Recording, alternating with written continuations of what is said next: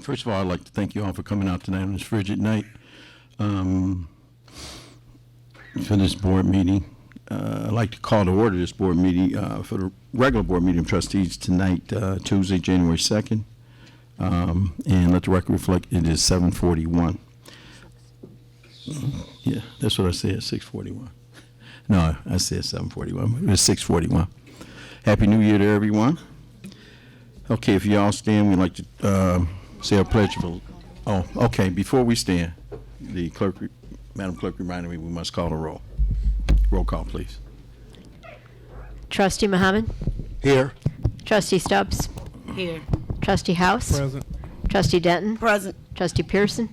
Present. Trustee Henyard? Present. All members of the board are present. We have a quorum. Now, if we stand for the Pledge of Allegiance and remain standing for our prayer. Pledge allegiance to the flag of the United States of America and to the republic for which it stands, one nation, under God, indivisible, with liberty and justice for all.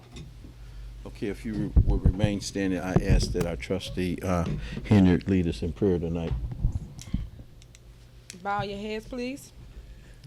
I want to give thanks for allowing us to see another day to bring in a new year as one. I pray that this meeting goes smooth and accordingly. I pray that the trustees, the mayor, and the clerk be on one accord this year and all the bickering and fighting stop. And I just want to pray for those that lost loved ones in 2017. May we continue to stay blessed and stay focused this year and achieve all our goals and dreams and just jump. Amen. Amen.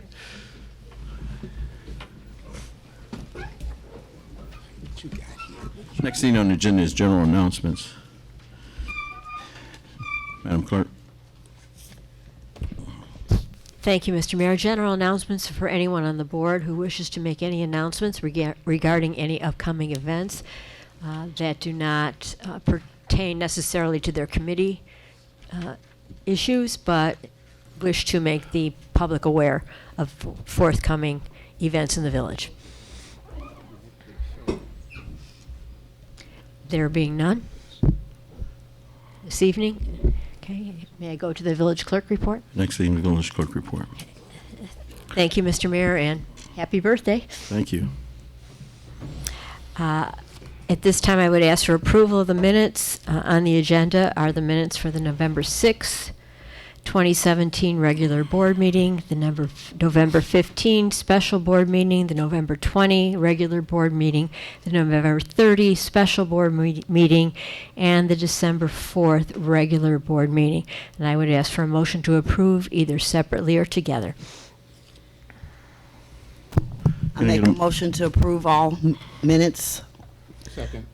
Okay, it's been motioned to approve all the minutes cited by the clerk, November 6th, 15th, 20th, 30th, and December 4th. Any discussion? Yes. Okay. We need a correction on December 4th, clerk. After coming out of our executive session, we noted that the Board of Trustees entered an executive session at 8:15, returning at 9:01. Motion to approve amendment to asset purchase agreement withdrawal estate realty. You got the purchase of $2,600. We need that corrected into the record. It is $2,600,000. Mayor Rogers read aloud the terms of the agreement. $2 million will be paid to the village on January 5th, 2018, and the balance at closing on June 5th, but it does not show the balance. If we can get that correction on those two, I can vote yes on all of these minutes. Okay, trustee, to make sure I understand, motion to approve amendment to asset purchase agreement in the amount of $2,600,000. Mayor Rogers read aloud. Incorrect. $2,600,000. Oh, you're right. Okay, now I understand. Thank you. And also correction on the second paragraph. And you couldn't have called me about this, but thank you. So the correction is Mayor Rogers read aloud the terms of the agreement. $2 million will be paid. This is regarding the Dorchester purchase, in case anyone is wondering. $2 million will be paid to the village on January 5, 2018. Start over. $2 million will be paid to the village on January 5, 2018, and the balance, which would be $600,000, on closing June 5th, 2018, or as on a date as otherwise agreed upon by the parties. So if there is no objection to that amendment, I would ask for the motion to be approved. No objection. Roll call. Trustee Muhammad. Aye.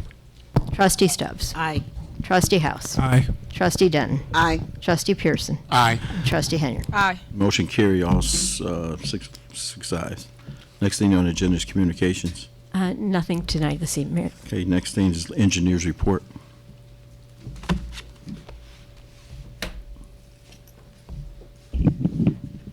Good evening, Mayor, and happy birthday again. Thank you.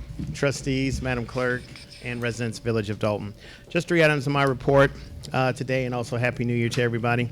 The first is concerning the IEPA engineering evaluation of the Dolton water system. Every 2 years, Dwayne Booker comes out from the IEPA.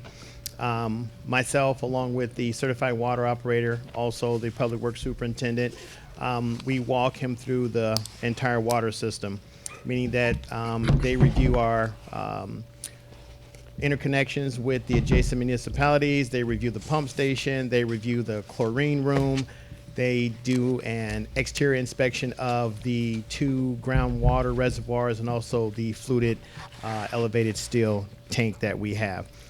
That inspection will happen in the next 30 days. I will coordinate that visit from the IEPA with Matt. They do provide a report of any deficiencies after that meeting, and a follow-up letter has to be drafted and sent back to the IEPA responding to those if any deficiencies are found. The next item I have is the Illinois Department of Natural Resources. January 8th, which is next week, water use audit report is due to the IEPA. My staff, along with the Public Works Superintendent and the Water Department staff, have been working together to put together all the data that's required. The information that needs to be put in there, it would be what your water rates are, your daily usage, yearly usage, so forth and so on. So that has to be put in a spreadsheet, and that has to be submitted to the IDNR January 8th. Last item I have is an update on the PACE bus shelters. PACE did send an email saying they're working on the southwest corner of Chicago Road and Sibley Boulevard. I think that's right across from the, I think the restaurants over there, the strip mall Jimmy's, that's over the there. strip mall. Jimmy's and Subway. Yep.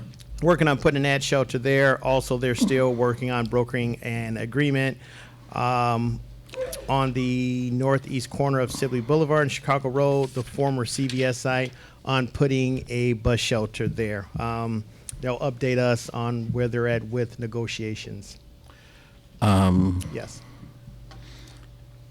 I sent you an email and asked could they possibly, instead of installing the shelter on the the southwest corner, if they can install it on the southeast.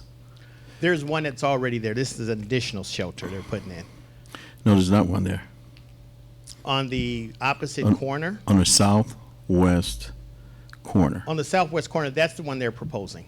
Did I Okay. say southeast? Yes. Oh, southwest, yeah. Yeah, because Right there on the strip mall side right there. There's a photo of where they're proposing the site at in the report, so. We're not just, it should be on the southeast corner. Yes, there's one, the southeast corner. There's not one on the southeast corner. The one, when you send me the information, you asked that it be placed on the southwest corner, which would have to take up, You're which would have to, southeast corner, okay. southwest corner is where the strip mall is. and Yes, it's Jimmy's. across the street from there where there's where the empty lot is at right there. Yeah, but, Yes. but east of the empty lot between Olivia's and the, And the dentist. Dentist, Yes, right. they're looking at putting one there. okay. Okay. Because that's where the passengers stand. Yes. And if you would install it on the southwest corner, you'd have to take up some of the private property there and the walkway. So I think it'll be a little bit better selection to try to place it on the southeast corner. Yeah, that was already listed. I just gave an update on the two that they had emailed me about Okay. for now. And what's the estimated time of possibly getting it installed? It's not going to happen until the springtime. Okay. They have to pour new concrete foundations, Right. and then also that's when the new shelters themselves come in. So Okay, would that be lit, solar lit? yes, just like the ones that they just put in. So Okay. any other questions? Thank you very much. Thanks, Mr. Smith. Next thing on the agenda is committee reports. Human Services, Trustee Muhammad. Thank you, Mayor. Human Services Committee, which duties and responsibilities are matters relating to youth, veterans, workforce development, emergency assistance, media, and communications. Speaking on youth today, I have two business persons, if they would please take the podium. They're opening up a business here in the village of Dolton, and they're looking for young people. And my philosophy is, if young people are at work, those are the same young people that would have broken into your garage, and now they're working. The same ones that's doing stick-up are now working, because those of us who work, we don't think about doing stick-ups. We don't think about breaking in garages. So I would like for Yasin, if you would please, and your assistants to take the podium and let us know what you're offering to Dolton in the way of employment for our youth. Thank you, Trustee Mohammed, and to the mayor. Happy birthday, happy Thank New you. Year's to everyone, to the great citizens of Dolton and this august body of council trustee members. We're very humbled and honored to be in your presence. We're with New Republic, which is one of the fastest growing financial service companies in the country. We're in 40 different markets with over 15,000 active agents. We offer an umbrella of financial services beyond tax preparation. We do credit repair, eviction removal. We do lending. We also do insurance, health, auto, property. But the wonderful thing that I feel great about this company is that our greatest mission is to educate and elevate the financial literacy of our communities. In doing so, we have this wonderful program called BOSS Junior. BOSS is an acronym that stands for Business Ownership Support System, and it's really at the third grade level to high school. It teaches a child how to deal with a business plan, how to prepare for a business plan, teach them about the economy, money, financing, savings. It's a beautiful program, and it's an entrepreneurial course for that child for 30 days. And when they participate, the best and brightest idea will give up to $10,000 for their project. What you will find statistically and what research backs up is that the earlier you can teach a child about money, finance, savings, the less likely that person will end up in their adult years bankrupt or even working for somebody. It really empowers that person to be financially independent, to become wealth builders, to become owners of their own company. And this is what we have going in this wonderful city. So we're looking to hire 100 young people out of the village of Dolton. And I have one of my young assistants who actually I hired her 2 years ago. She was fresh out of college. She's one of the best ones I've had in this college, in this area, because she became my #1 superstar producer. She's only 23 years old, but she's on pace to do over $1 million next year. But she's one of my best testimonies, so I'll let her take the mic. Thank you. Thank you all. My name is Nate Kiera. I've been with New Republic for 3 years. We're a financial service company again. I really got a feel for being a business owner and the accountant field in college. I'm 3 classes away from getting my bachelor's degree, but I chose not to go back to school this year to get my degree because I'm already in the field making a lot of money, and I'm actually working for myself in a sense. I'm an agency owner of the company. I was able to invest $10,000 out of my earnings to put back into the company and become an entrepreneur. So now I'm at the same level as the man that brought me in, and I just want to reach out to young people and let them know that your age really doesn't matter. Your potential is within, and New Republic brought it out of me. It's been a life-changing company to me. I've made a lot of money that I would never imagine that I can make, and we just want to extend the invitation to the public. Thank you.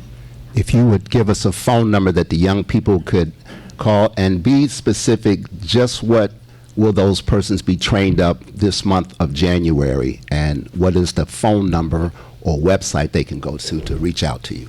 Exactly. What we have is we offer this without no out-of-pocket costs to the individual who wants to train and have a burning desire to succeed with us. We will prepare them for professional license and qualifications in the area of tax preparation, insurance, investments, real estate. We have a host of other things. We also have scholarship programs in different trades. We have a coding school, part of what we do, which is called New University. So we're doing a lot of exciting things, and we just want to urge as many of the young people that's out there looking for an opportunity to succeed in life. This is one of the greatest ways to doing it, and you may call. There are two numbers I can give you. One is 773-273-8966 and 8955. I'm sorry, that's a good way to plug it. You got to go over and over, right? 773-273-8955. And the other one is a little bit easier, which is, go ahead. It's 773-477-6600. Again, that's 773-477-6600. And the name of the company is New Republic. Thank you. Thank you so much. Thank you. And that concludes my report, unless someone has questions for our guests. Where are you located? We'll be located, actually, we're moving into 15008 Woodlawn, I believe, and that is Mr. Muhammad's office, I believe, but it's 15008 Woodlawn is where we'll be having the hiring hub to get everybody involved. I hope I'm coming off audible. Can you guys hear me? Have you started the application process with the village yet? The village, as far as what? Business licenses and inspections and stuff? We're just really in the final negotiation of leasing the building. So Okay. we wanted to do that and then actually apply for the Okay. license. Yes, sir. All right, thank you. Yes, sir. Thank you. Okay, next thing on the agenda is the planning. Trustee Henry. Thank you, Mayor. Happy New Year's, everyone. Thank you guys for coming out. I know it's really, really cold outside. Please bundle up. Please check on your neighbor and check on one another, because you never know who's going through whatever situation next door. And if people need food, clothing, shelter, anything, have them reach out to the village or myself. My cell number is 708-297-6859. Again, the number is 708-297-6859. Please reach out if you know anybody in need. And also, we still have food baskets if anybody needs food for the winter. We're giving it out for the next 2 months, me, myself, and Trustee Stan Brown. Next is the housing activity counts from December 1st through December 31st of 2017, prepared by Denise Fields. We had the following: 18 sale inspections, 21 as-is sale inspections, 30 escrow release inspections, 14 escrow deposits, 25 escrow refunds, 11 quick claims, 8 judicials, 2 tax deeds, 84 housing tickets, 29 rental license, 30 rental inspections, 16 vacant property permits, and we had 7 tenant water deposit. The total process was $462. The total amount of revenue collected was $45,971.25. Next, I would like you guys to know, if anyone's looking for employment, I do own Good Burger Restaurant. I am hiring. I announce this every board meeting. This is my last chance to let you guys know that I am hiring. I'm opening a new location over at South Suburban College. So if you do not need a job, please patronize. We will be open from 7 a.m. to 3 p.m. Monday through Friday. I'm looking for cashiers, cooks, line cooks, assistant managers, and managers. And I also have a location at Perry State College, and that is located at 202 South Halsted in Chicago Heights. Again, I am hiring. If anybody know of anyone that needs a job, please, please, please reach out. And the Good Burger number is 708-888-1401. Again, that number is 708-888-1401. Last but not least, please, please, please, if you guys have a business opportunity or anything in life that you want to just excel at, please just jump. And what I mean by jump, you have to go and try. If you don't try, you will never know where you will be a year from now. Last year, I didn't have 2 locations. I had 1 location, which is at 634 Burnham. This year, I opened, well, not this year, 2017, I opened up 2 locations, which is the Chicago Heights location and the one in South Holland. So anything's possible if you just believe in yourself and you just jump. End of my report, Mayor. Give me an application. No problem. What you want to do, cook? I'm part-time mayor, so what's the minimum wage? Where, like, Everybody, what to start off at? depending on experience. Okay. I got Wilma's barbecue down there. I can make some barbecue, so. All right, thanks, trustee. No problem, Mayor. No jokes. Okay, next thing on the agenda is trustee Stubbs, departmental operations. Mayor, if I may, before I give my report, Trustee Muhammad forgot to give the report on the ward. If I can be recognized, Mayor. Right, trustee. Okay, Department of Operations Committee duties and responsibilities, matters relating to the Water Department, inspectional services, personnel, and public works. And this report is from our payment center, Barbara Batten. And this is the monthly summary from the payment center for the month of December of last year, 2017. The total collection of water was $545,706.43, and other collections was $113,678.30. The grand total of collections was $659,584.73. The dollar amount of water bills that are 120 days or more past due is $1,649,037.99, and that's an increase of $755,935.10. And based on those numbers, as you can see, there is some important things that need to happen in our payment center, that we have over $1.5 million of payments that are due to the village that are 120 days over, and that's an increase from November of $755, almost $756,000. Again, my public service announcements for those of you who receive a yellow card, you do not have to mail that card in. You can call the number in once you've done your reading to get an accurate reading, and that number that you call is the main number to the Village Hall, which is 708-849-4000. I believe that's the number, and they'll connect you with the Water Department so that you can get an accurate reading on the next reading. Thank you, and that's the end of the Payment Center report. Okay. Trustee Stubbs. I want to say Happy New Year's to everyone. I'm glad to see you out here on this frigid, cold evening. Thank you for coming out. Public Works Productivity Report for December 2017.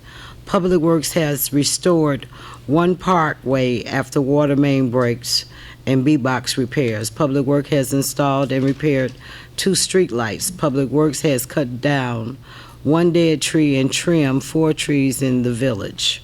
Public Works has checked and repaired 37 street lights. Public Works has repaired and cleaned 10 sewers. Public Works has repaired 3 B-box and 7 water main breaks. Public Works has repaired potholes and cleaned up debris after all along the village. SWAP was also out cleaning the streets in the village on December the 4th. Public Works has worked on shut-offs for delinquent properties. We have successfully shut off 55 properties. We found 33 properties that are dig jobs. 11 properties have made payment arrangements with the Water Department. Public Works mechanics have serviced 1 fire department vehicle, 3 police department vehicles, 15 public work vehicles, and 2 housing department vehicles, along with miscellaneous jobs that have come into the shop. This is just a reminder. Please put your garbage out the night before your garbage pickup day, along with any other debris you might have. Tree branches will be picked up by us through the winter seasons. Also, if you see water coming up from the ground, please call our dispatch center, with a accurate address at 708-201-3240. I've called and text you, Matt, about the one on Shepherd, and that was because a resident called me. So if you see it, please call in. That number again is 708-201-3240. This report was prepared by Superintendent Matt Stacy. Thank you. That's all I have, Mayor. All right, thank you. Next thing on the agenda is Police and Fire, Trustee Pearson. Happy New Year to everybody, and thank you for coming out. From Police Chief Collins, during the month of December 2017, the Police Department responded to 2,000 calls for service. In addition to responding to the calls, the following activity was recorded. There were 201 traffic violations, parking violations 291, criminal arrests 43, warrants were 3, aggravated assault and battery 5, forcible rapes 2, murder 1, robbery 16, burglary 13, motor vehicle theft 11, theft 51, and arson 2. Before I read the report from Chief Dyer, I just want to say that we will be scheduling a police and fire committee to discuss fire engine. We are down to 2 fire engines right now, and we got a little bit of bad news. We approved a couple weeks ago to buy a new fire engine, and that was going to be with no payments for the first 2 years, and we would start paying in the 3rd year. And due to our finances, they're struggling to get us financed. So we're going to have to go back to the drawing board. So that as soon as I talk to all the committee members and fire chief, and we can set up a date for a committee meeting, we will post it. It will be on the web page and hopefully go out on an email blast. All trustees will get an invitation because this is a very, very serious matter. It's very hard to operate with 2 fire engines, so we're going to have to make some tough decisions, and knowing that money is tight, we're going to have to figure something out because we can't function like this. So from Chief Dyer, fires, this is for year-to-date, January 1st, 2017 to December 31st. I shouldn't say year-to-date. This is for all of last year. Fires was 197. Motor vehicle accidents, 282. Emergency medical services was 2,988. Hazardous conditions, 121. Fire calls for, and false alarms, 298. Fire alarms and detector activations, 282. And incidents reported in progress, 321. That was a total of 4,489 calls for service last year. And that's all I have, Mayor. Thank you, Trustee. Next thing on the agenda is Finance Report, Trustee Muhammad.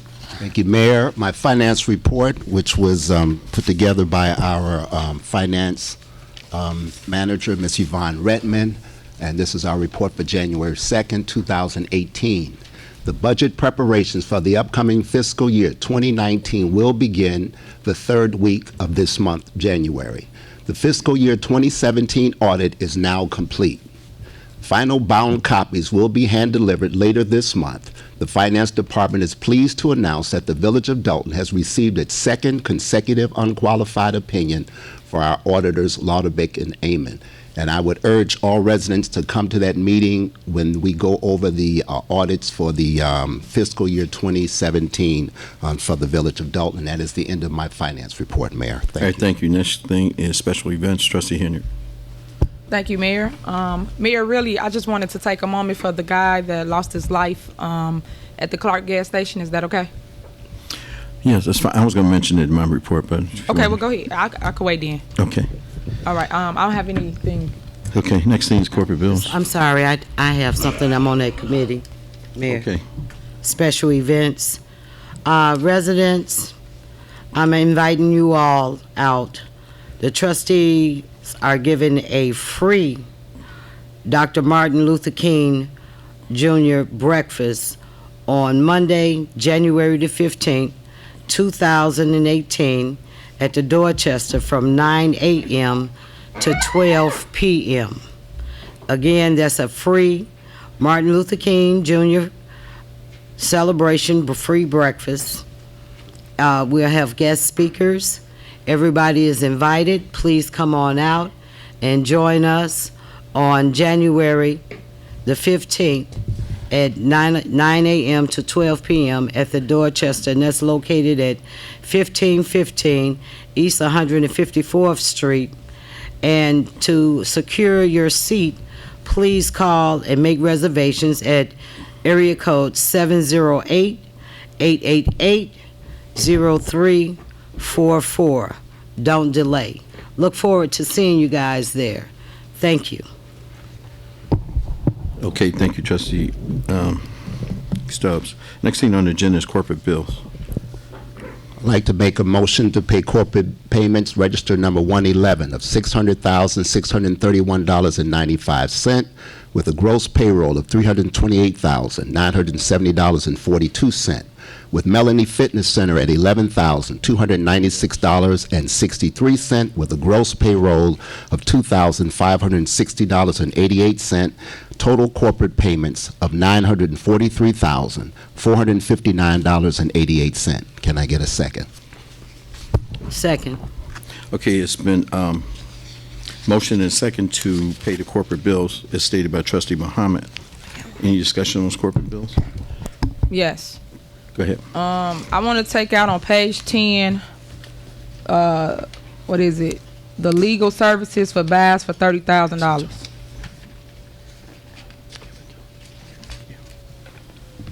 Okay. Do I have to make a motion? Can I have a motion? I would like to make a motion to remove Bass legal services for $30,000 from the warrant list. I'll second. It's been motioned and seconded to remove the legal fees to attorney. I think those legal fees go to attorney Anthony Bass for the, if you pass this down, for the services of Invest in Dolton, where the fee of $5,000 per house for 6 houses is on the agenda to be paid. And Mayor, I have a video that I would like to show to say the reasons for why I do not want to pay Attorney Bass $5,000 per house for property that they stated they would donate to the village at no cost.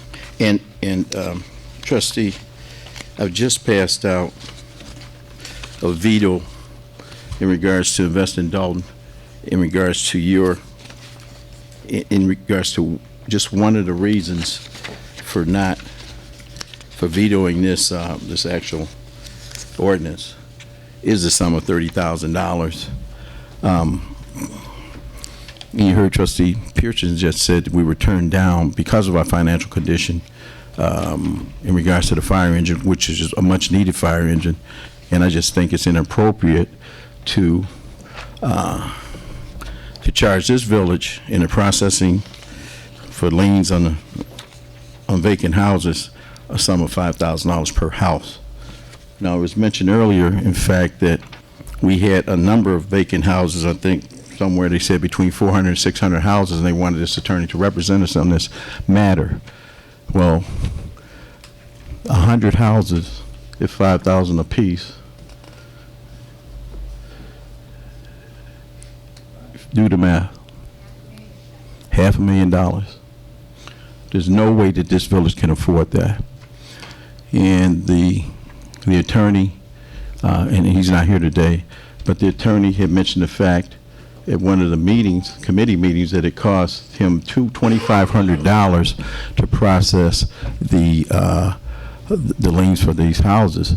Well, in speaking with other attorneys and our village attorney, the filing fee probably would be somewhere between $150 and $225 per house. And then the publication, depending on what newspaper that you put it in, would probably be about $25 to $75, maybe $100. So we're talking about filing the lien and publishing it. We're talking about maybe at $300. Why are we being charged $5,000 per house? And once that we successfully get the property, the burden of liability shifts to the village. It's not going to be an immediate sale of that house. It may sit out there another year, 2 years, or whatever. But what happens is if some child goes in that house or someone goes in that house and gets hurt, instead of it being the burden of liability being placed on the mortgage company who's in, or whoever's entitled to that property, instead of that burden, we become liable, we become subject to litigation, and that's an additional expense for us. I just don't see the return of the investment in spending $5,000 per house to try to get these processed to get to the village. Now, do we have to do something in regards to the vacant houses? Absolutely. But I don't think the way to market this is for us to pay $5,000 per house. Even if we did 50 houses, you're still looking at how much money that we're spending. You know, I think it's a bad program. Okay, Trustee Henry, you wanted. Yes, I have footage from one of our board meetings when they was going and stating that they will donate the village the property. So I had Ed put it together so that we can play it for the board meeting, so you can understand why I'm against paying this company $5,000 per house. And I reviewed it this afternoon after Mr. Steve told me that, you know, what footage you wanted to be played. And in a couple of these videos that had taken place at our board meetings, there was some mention of, from Attorney Bass, that there would absolutely be no cost to the village. So, Ed, if you will. That sounds great. That's a program that I tried to initiate 4 years ago when I first got on the board, but I was trying to sell the houses for $1 back to the residents. So please put us down for something like that. If you can put aside 20 properties that we can lottery off to the residents so that they can have home ownership free of cost, that'll work. That's something we can do, Trustee, because as he said. A couple of questions. I heard you say that you were in Markham, Harvey, Country Club Hills. And That's correct. Is Riverdale the fourth one? Riverdale is the fourth one, sir. Okay. And then on here, this is at no cost to the residents. In the document I'm seeing, like point number 4, it says the developer will be financially responsible for all costs. But point 5 says the village shall retain Attorney Anthony Bass. Would that be a cost to the village? No cost to you whatsoever. He's paying my fee to get these properties in a position where we can get a deed and be able to do the reconstruction. Not a dime to you. Trust me. No village has paid a penny to do this in all the 4 villages that you talked about. We've even taken property for the township. I came up with this program not for investors. It was for the villagers at the end of the day. That's who I was trying to deal with, because we were dealing with subprime lending, people walking away, a bunch of vacant properties, and the mayors are saying, what are we going to do best to put people in these homes? So I came up with an idea, but it didn't expose the village to not one risk and no money.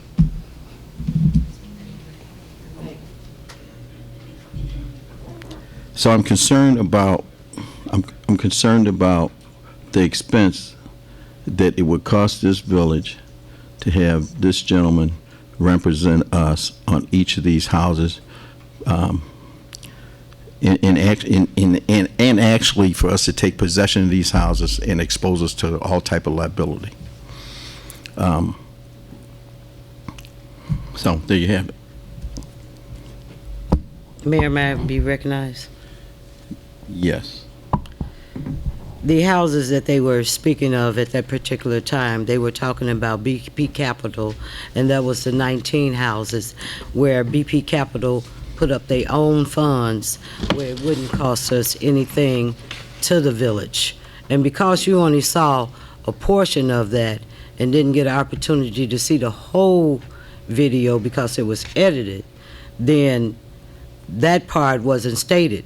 When Don Meadows stated that he would put up his own $1 million to obtain the houses. And that was 19 houses. That wasn't talking about the 6 houses that what we wanted to do was to afford the opportunity for the employees and the residents to receive in the village.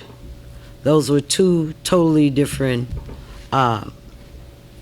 houses that they were talking about. And You know- because you didn't, excuse me, and because you didn't see the whole thing, you only saw bits and pieces, that's what they was talking about at no cost.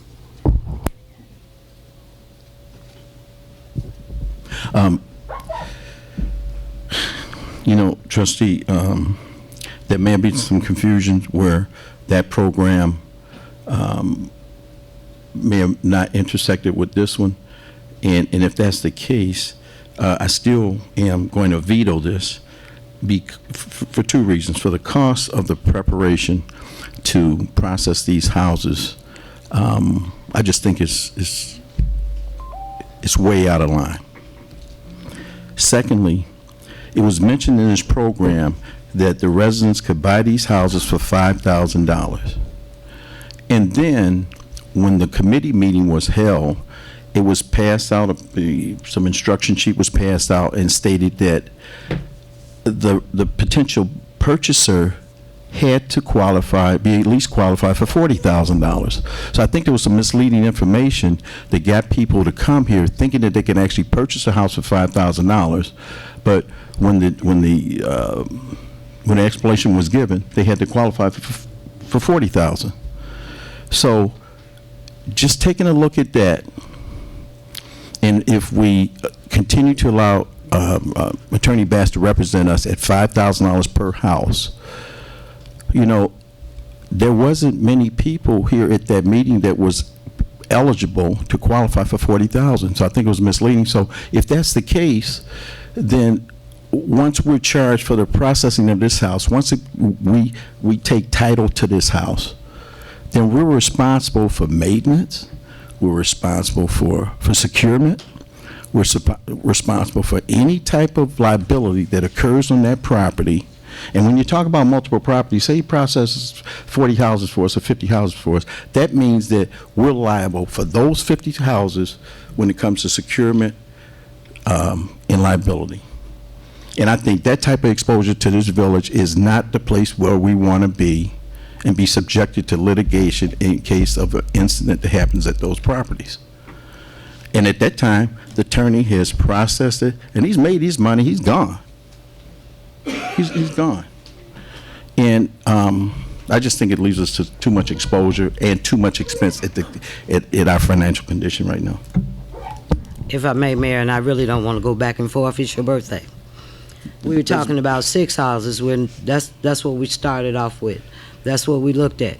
We looked at 6 houses at $2,500 for filing fee. And I know you mentioned something earlier about it only costs $300. I would like to see the paperwork where it states that it only costs $300, because I've been to the courts numerous occasions. You know, I'm a property owner and have did filing fees, and it cost me more than that. So it was only 6. We didn't say 50. We said we started off with the 6 for $30,000, $2,500 for filing fees, and $2,500 for the attorney. I'm sorry. So it wasn't, you know, I'm not looking at right now. I'm saying how the 6 work out. If the 6 don't work out, then why would we do 50? So this is to test the water. And also, we had a meeting at New Zion where we invited the residents out. We had a meeting here where we invited the residents out so they could ask questions, so they could participate. It was only 6 houses. And I know we need a fire engine. I know we need police officers. Also, we need to do something about the over 500 abandoned houses that's out here also. Are you done? Yes, sir. I'm Okay. done. When the presentation was made, it was indicated, and I don't recall how many houses, but it's indicated in the hundreds, that this attorney wanted to represent us on getting those properties back on the tax rolls and getting them into the control of the village. So whether you start with 6, start with 1, start with 100 or 50, we're still going to incur the cost. Now, I'm just going to ask, and I'm not trying to put our village attorney in the middle, I'm just going to ask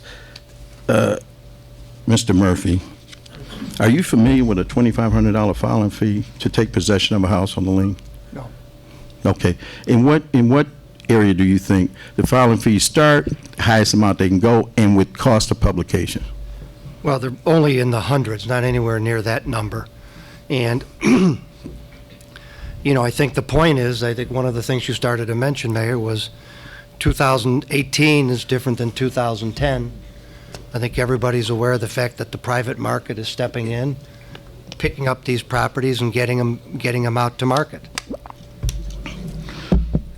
So I'm just asking for consideration of this board to, you know, really be honest with yourself, take a look at the financial condition that we're in right now, and to expend $30,000 right now on a hope that we can take these properties, put them out for sale, and get purchasers to buy them. You know, if those properties were that attractive, they'd be sold. Yeah. They wouldn't have been vacant this long. And Mayor, if I may. Go ahead, trustee. I don't think we should pay him $30,000. I'm totally against the $5,000 per house. I did my research as well, and it came back to be $500 for the filing fees. That's including the attorney. So I don't even understand where he coming at $2,500 for the filing fees, and then $2,500 for himself. That came to $5,000. If that's the case, we could have gave it to the attorney Murphy, and he could just go and do the filing for us, and then we will obtain the property, because he's already our counsel here. Thank you, and I agree with you on that. One of the things that I asked you, trustee, I'm not sure if you went forward with this, was in fact to have the attorney produce the receipt for the filing fee and the publication. That way we will have concrete evidence of exact cost to do the filing. So I think this board can consider how we're going to spend this money. And I agree. And my second part, Mayor, was I don't understand how he's doing a different program from the one that was just shown, which was for BP Capital. How is it that he's going after separate properties from what BP Capital is going after? When we hired BP Capital, they're supposed to went after the abandoned properties, all the properties in the village of Dolton. How is it that Bass is going after something separate and getting paid separate from BP Capital? Then I think it's a conflict of interest. On one hand, you want to represent BP Capital in obtaining these properties here in the village of Dolton, and then you want to turn around and represent us on the properties. I just, a lot of humble jumble here. So The board has control of the purse. Can I say one more Let me, thing? if I can before- finish, Okay, thank The you. board has control of the purse, and they have to make a decision on how to spend your money. So, I'm vetoing this ordinance. It has to go through its process. So, go ahead, trustee.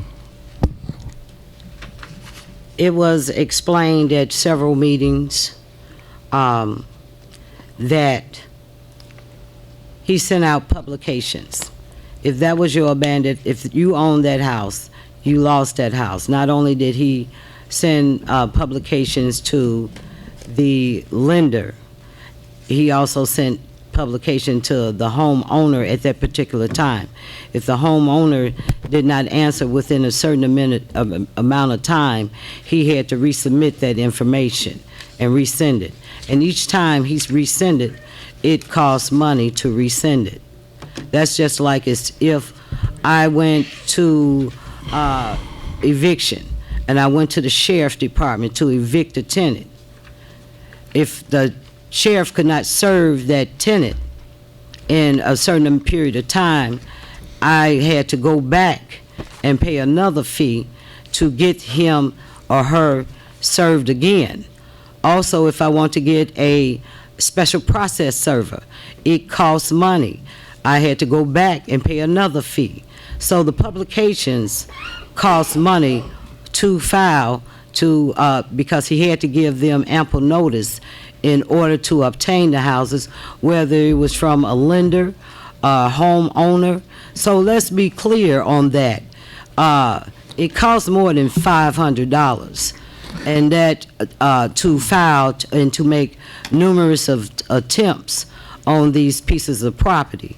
So, you know, you say it costs less than $500. I disagree. I've been doing this for, I can't even tell you how long.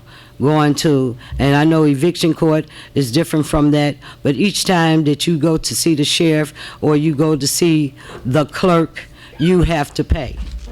So I totally disagree with it's only $500, because I've never left out of there. Matter of fact, I was there maybe 2 weeks ago, and it cost me more than $500 to file paperwork with the clerk and also with the sheriff.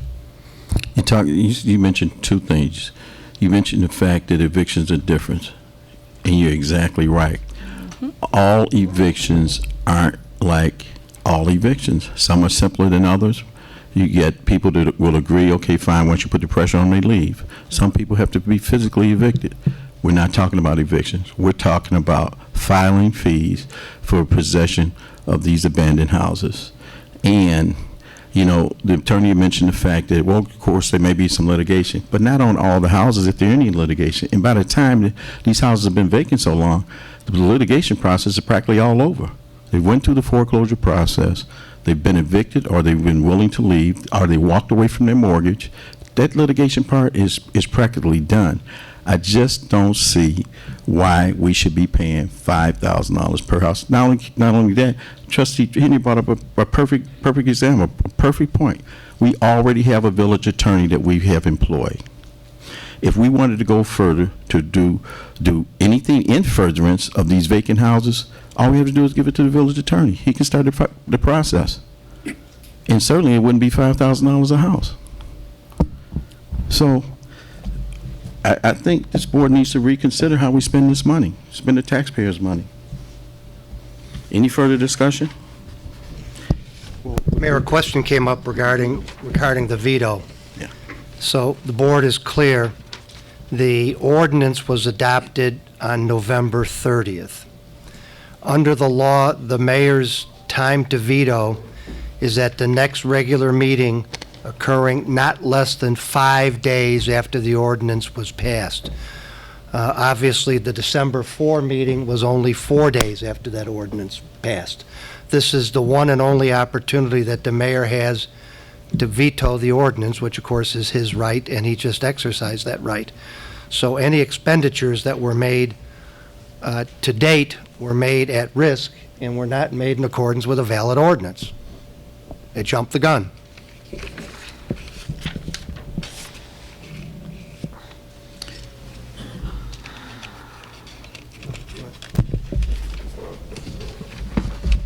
Okay, I'd like to go to the next thing on the agenda. We have a motion on the floor, a payment, non-payment court, to okay. Attorney Bass. All right.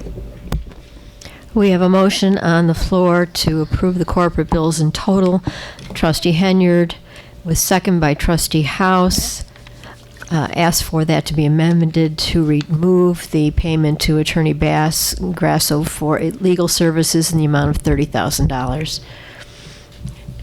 Is there an objection So to? vote on the amendment, I guess. Okay. We should vote on the amendment first, Is it please. still discussion, Mayor, or discussion over? Well, you want to say something else? I do. Go ahead, trustee. And for the record, trustees, because we do control the purse, I was told we did not have the funds. We do not have any money to pay him. So I don't even understand why we added this. Well, I didn't. But why this is included in the warrant list if we don't have any monies to pay that. We can't pay our water bill and a lot of other bills that do not get added in this warrant list.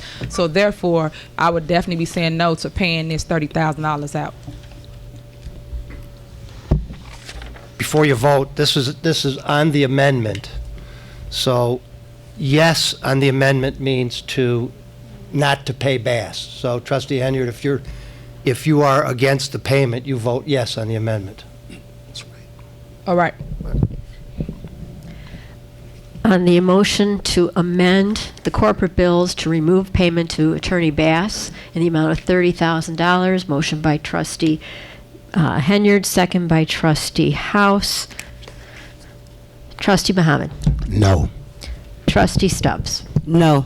Trustee House. Yes. Trustee Denton. Yes. Trustee Pearson. No. Trustee Henyard. Yes. 3-3. It's 3-3, so I break the tie. Yes. Okay. So that item, what was that, item 10? Yeah, item on Page page 10. Item 10, Item on page 10. item on page 10 comes off, the corporate bills to be paid. And I don't want to use the word applaud, but I'm using applaud. I applaud the trustees that had the courage to stand up and vote against this amount, extraordinary amount to try to process these houses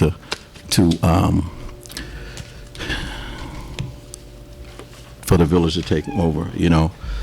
I'm not against us finding something reasonable and conservative to address the vacant house issue, but not at this kind of expense to the taxpayers here. Next thing on the agenda. Okay. Clerk reminded me that we still have to vote on the remaining corporate bills. Can I get a motion to pay the corporate bills? We've got a motion, all we need is a vote now. Okay. All right. On the motion to pay the corporate bills as amended, Trustee Muhammad. Aye. Trustee Stubbs. Aye. Trustee House. Trustee Denton. Aye. Trustee Pearson. Aye. Trustee Henyard. Aye. Motion carries, 6 ayes. Next thing on the agenda is the hiring of police officers, item B. It's old business. This was put on by Trustee Pearson and and Chief Collins, the hiring of 4 police officers. Can I Mayor, get a I'd like motion? to- Oh, I'm sorry. Go ahead, trustee. If I can speak, I'd like to amend this to, after talking to the finance manager, I'd like to amend this to hiring of 2 police officers. Okay. Chief Collins, you aware of that? Yes. You heard, okay. Yes, All right. Item B, we need a motion to amend this from the hiring of 4 police officers to 2 police officers. Can I get a motion? Just a motion for 2. Okay. Just a motion for 2 will be fine. Yeah, I make a motion to hire 2 police officers. Okay. Is there a second? Second. It's been motioned and seconded to hire 2 police officers. Any discussion on this? Yes. Go ahead, trustee. Prime example of what I was just stating, and this is for the record. We could not hire 4 police officers. They just cut it to 2 because we don't have the finances. Yet we will pay somebody $30,000 for houses, and we need officers. We have crime out of this world in Dolton. We need officers. Okay. So what I'm saying to you is that I have a problem that we're cutting the police, but yet we're going to hire somebody for $30,000. End of my statement. Thank you, trustee. Mayor, could I speak? Yeah. I was trying not to speak on this matter. Okay, hold on a minute. I just want to respond to Trustee Henry, and then, well, We need a second on the motion. we need a second on the motion before we even went into discussion. Oh, we had a second. Do you have a second? Okay, all right. Trustee Thank you. Stubbs seconded. All right. I just want to comment. Trustee, We offline. please, I don't want to alarm our residents. We don't have crime out of this world, Okay. but we have experienced the increase in crime. But our police department is doing a great job. You know, at one time, this police department had 66 officers. Where are we at now, Chief, with command? 41. 41.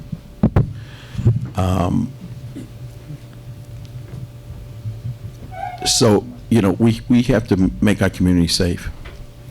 And I'd rather spend whatever money that we can get in excess or money we can allocate money that we have in hiring first responders. And that's police and fire. Because if you have a stroke, you have a heart attack, someone in your house falls down the stairs and is severely bleeding, you want somebody to be there. And those first responders are there. And we have to keep our community safe. So, Trustee Pearson? Housing is a big issue, just like crime is an issue. And what's going on is we do have people that's going to buy these houses up, investors. And investors are going to put renters in there. And investors aren't going to care about the property. Once they buy it and get somebody in there to pay that rent, they might not ever come over here again. It'd be years before sometimes you see some of them. So this board of trustees tried to put together a program that was going to work at getting homeowners in these properties. With crime increasing and with the number of vacant houses that we have, homeowners are going to leave. And when they start leaving, they leave in droves. Come on, I've been here Trustee. 35 years, Mayor, and I know that there was a lot of homeowners, and now we have a lot of renters. And I'm not saying renters are bad or anything's wrong with them. I'm saying homeowners are who set their roots here, and like me, live here for 35 years. So we've been in this office for a long time, Mayor. These houses are vacant. And I know we talk a lot about, oh, we sold 600 houses, we sold 500. We got a lot of vacant houses. And this was a program to try to put some homeowners, separate from what BP Capital was doing. We were trying to put homeowners in some homes and give people opportunity. You vetoed it. We took Attorney Bass's money out, which I totally disagree. But that's how you're going to get police officers. You get homeowners and people that's going to pay the taxes and get these houses back on the tax roll. At the expense of these taxpayers? Oh, You man, know, I'm not against doing something with these vacant houses. Well, you've been here for 5 years. What are we going to do? You don't have to. What do you mean? What are we going to do? We've changed the complexion of the way we sell houses. The realtors shied away from Dolton because there's too much complications, too much high escrows. Oh, no, we changed that, Mayor. Yeah, that's why we start selling houses. Yeah, to investors. Trustee Pearson. I'm sorry, Mayor, I'm done. Trustee Pearson, thank you. Trustee Pearson, if you want to sell these houses and you want homeowners in them, be honest with them. Don't tell them they can buy a house for $5,000 and then bring them here. I wish I had a copy of that letter, that form that you sent out to the residents when they came here and said they must qualify for at least $40,000. Be honest with them. Nobody was ever told they could buy a house for $5,000. That's not true. Okay. That's not true. We've Well, there's got a it motion on on the floor, We've got it Mayor. in video. There's a motion on the floor. We got it on video. Why do you think they came? It said right in that letter, at the top of the letter, they could purchase a house for $5,000, but when the presentation was given, you have to qualify for $40,000. That right there exempted a lot of people.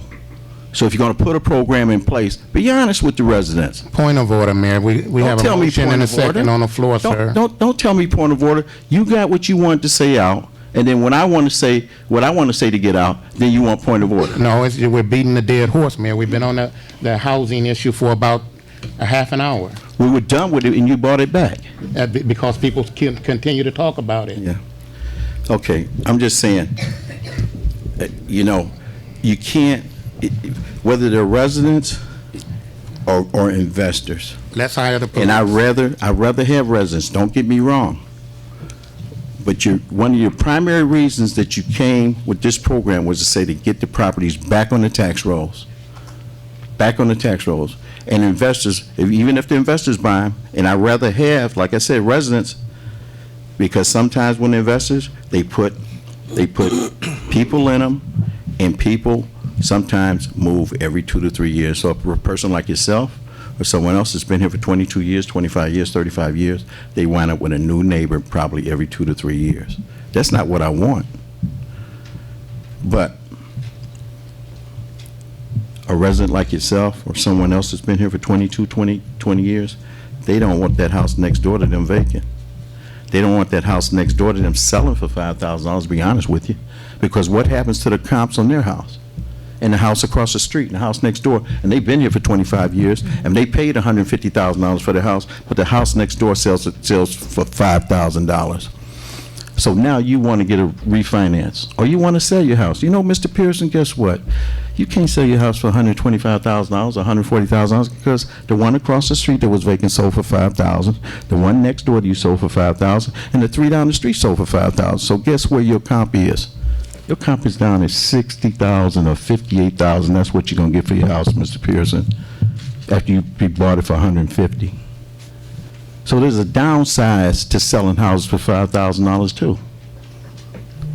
Man, there's also a downside when somebody moves in, a renter moves in, and he parks the car in the front yard, and you can't get the money for your house anyway. So you're going to tell me that all renters park their cars in the front yard? I'm saying we should move on, Mayor. Yeah, I agree with you. But I'm going to say this. If some people in this community that have lost their homes, the average person in this community that loses their home has been in their home for 17 years. So the mortgage companies got their money already because the first 15, 17 years, you're paying nothing but interest. So when you walk away or they foreclose on you, you have to find a place to live. And the average person that moves out of the house or lose their home right here and they've been here for 17 years, guess where they move? They move 4 blocks over into Mr. Smith's 3-flat because this is where all their family and friends are. So ultimately, some of those people that lose their homes, that those homes become vacant, they become your neighbors too. So not all renters park their cars in the front yard. Thank you. Let's move on. Mayor, we have on the floor a motion to hire 2 full-time, as I understood it, police officers. Motion by Trustee Pearson, second by Trustee Stubbs. Any further discussion on this? Roll call. Trustee Muhammad. Aye. Trustee Stubbs. Aye. Trustee House. Trustee Denton. Aye. Trustee Pearson. Aye. Trustee Henry. Aye. Motion carries 6 ayes. Next thing on the agenda is purchase of 2 police vehicles by Trustee Pearson, Chief Collins. I'd like to move this back to committee. Okay. Just for the benefit of Trustee Pearson, Chief Collins, I had a conversation today with our finance person. We had one vehicle that was total.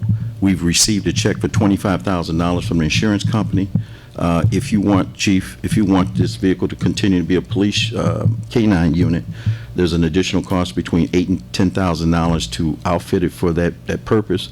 But we can buy a police car, at least one, with the $25,000 that we have received from the insurance company. Janice, is that correct? Yes. Okay. So, Chief, it's up to you how you want to bring this unit back into the fleet, whether you want it as a regular unit, which we can probably purchase one for $26,000, or the additional cost of outfitting it for the purpose of the K-9 unit for an additional $8,000 to $9,000. And at that point, if you want to go in that direction, Chief, I'd like for the board to consider approving that additional $8,000 to $9,000 tonight so we can get this vehicle back on the street. Understood. we actually had 2 vehicles that were totaled not through any fault of our own. Right. And if we do hire additional police officers, we will need to increase the fleet Yes. just a little bit. So at least 1 car would probably be better than having none out there. So if we can move in that direction, that would be absolutely fine. Okay, we're still expecting a check for the other total. I've asked Director of Administration, Janice, and our finance person today to kind of send a strong letter to the insurance company. It's been outstanding for over how many days, Janice? Maybe 2 months now. Okay, over 60 days, that we get that money and spend it towards an additional vehicle, however you want to do it, Chief. So can we amend this to at least purchase, make the purchase of 1 vehicle, since we have the check? Actually, Mayor, when I spoke to Ms. Redmond, she said we did not have the additional money, but I'm okay with us amending this to 1 vehicle, but we don't have the money for the second vehicle. I would recommend that we wait for that check to come in. Okay. Chief, how do you want this unit to go back in the fleet? As a K-9 unit or a regular unit? We definitely need to outfit a vehicle as a K-9 unit. When that K-9 unit was totaled, the handler and the K-9 are operating out of a regular squad car. So there's no equipment in there that protects the dog, that protects the handler. Okay. And those items are definitely needed because that's the liability that we're exposed to also by having them in a regular squad. Can we put an amendment in on this today to purchase a unit and maybe add an additional $8,000 or so to outfit it for the K-9 purpose? And then the temporary unit that the K-9 unit is using now, we can put that in the regular fleet, right? Absolutely, that would go back to the regular fleet. Okay. Chief, how do we do this, John? We need a motion. Just motion to use the insurance proceeds and an additional sum to purchase a new K-9 unit. Okay. And then the other, what comes with another potential vehicle goes back to committee. So that's just really to use insurance proceeds plus cash on hand to purchase a new K-9 unit. And that would give us 2 vehicles, Chief, correct? Yes. Okay, Yeah, that's because you got new ones. right. So we need we need a motion to purchase a vehicle from the insurance proceeds plus additional cash on hand to purchase a K-9 unit vehicle. Say that The again. equipment for the K-9. Motion to purchase a vehicle using the insurance proceeds Okay. and authorizing additional cash to equip that vehicle for K-9 purposes. There was some of the K-9 equipment that was salvageable. So that was taken out at the place that we do our installation for emergency equipment. So that would be transferred, and then any additional would come from the additional 8,000 or 10,000, whatever it is, to finish equipping that vehicle. So I need a motion and a second. I make a motion that we purchase the 1 vehicle with the additional, I think it's about $9,000 or $10,000 that's needed. I'll second. Okay, it's been motioned and seconds to purchase the additional K-9 unit from the proceeds that we received from the insurance company, along with any additional expense to complete the installation. And that would be on a warrant list. Okay, roll call. Okay, roll call. Trustee Muhammad? Aye. Trustee Stubbs? Aye. Trustee House? Trustee Dunn? Aye. Trustee Pearson? Aye. Trustee Henry? Aye. Motion carried, 6 ayes. Next item on the agenda is D, the hiring of a fire inspector by Trustee Pearson, Chief Dyer. Previously, we had a fire inspector who was actually Chief Dyer that did inspection of the businesses here in the city of Dolton, and we're looking to rehire that person. Who wants to present this? Now, this fire inspector would not start working until it's time for permit renewal, business license renewal, I should say, which I think is in April or maybe starts a little earlier than that, but that's when the village would be able to hire this young man to that the chief wants to hire, or a woman, but they wouldn't start until the renewal period starts. You know, I'd like to make a suggestion on this. I think that instead of us doing it with the renewal process, because sometimes the renewal of those licenses take more than the month of April and the month of May. I think that these inspections should be done on a calendar basis and not done, starting in April or May. If we did them on a calendar basis, we can stagger how these inspections should be done. So, okay, we got 300 businesses, so just say if we do 100 in January, 100 in February, 100 in March, just kind of like some of the cities, the stickers are staggered. That way, we're collecting revenue, and if that particular business does not pass the inspection, they don't get a license. And those inspections can be done on a calendar basis prior to the renewal of any business license. Can I speak, Mayor? Yes. And one other thing I want to say, and when a new business comes in, it automatically is subjected to an inspection.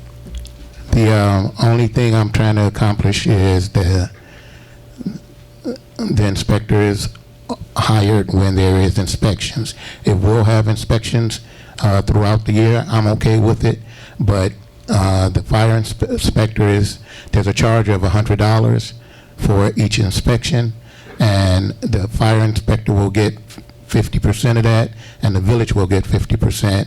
So I'm just trying to avoid bringing on the inspector, and we have to pay him anything without us having inspections. So if we have inspections now, he can start now. If we're going to have inspections in February, he can start whenever we're going to have them, but that has not been the procedure for the past.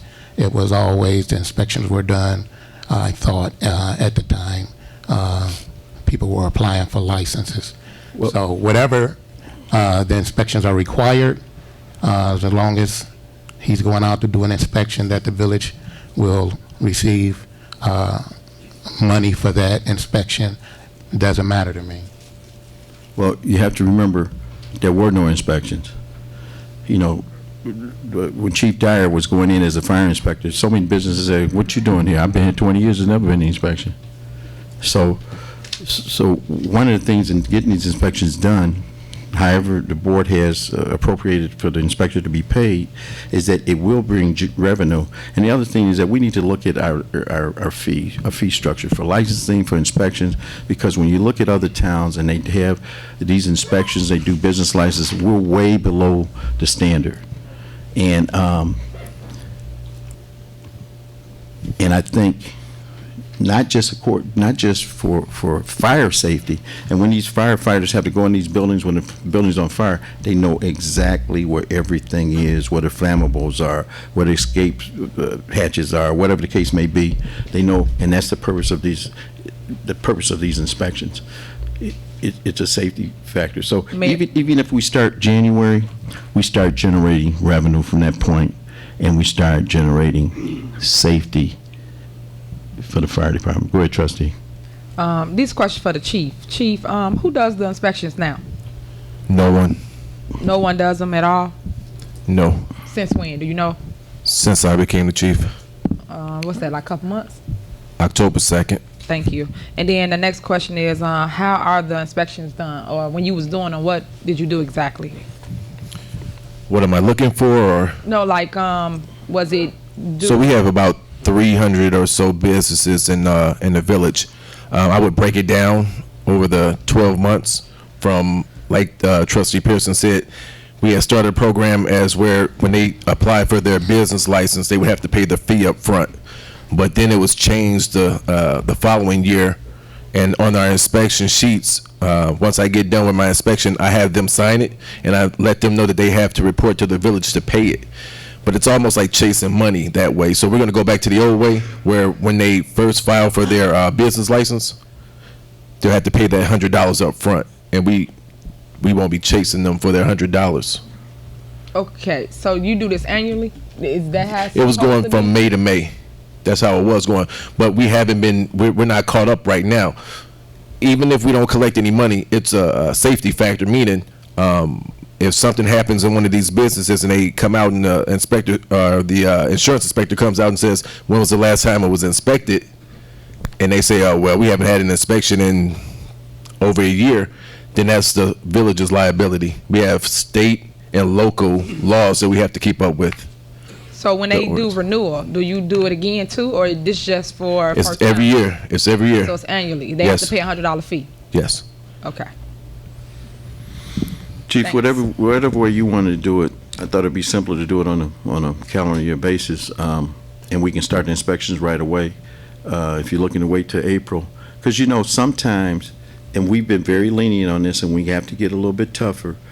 The renewal is needed in April, and we're still renewing licenses in September. With a $25 late fee.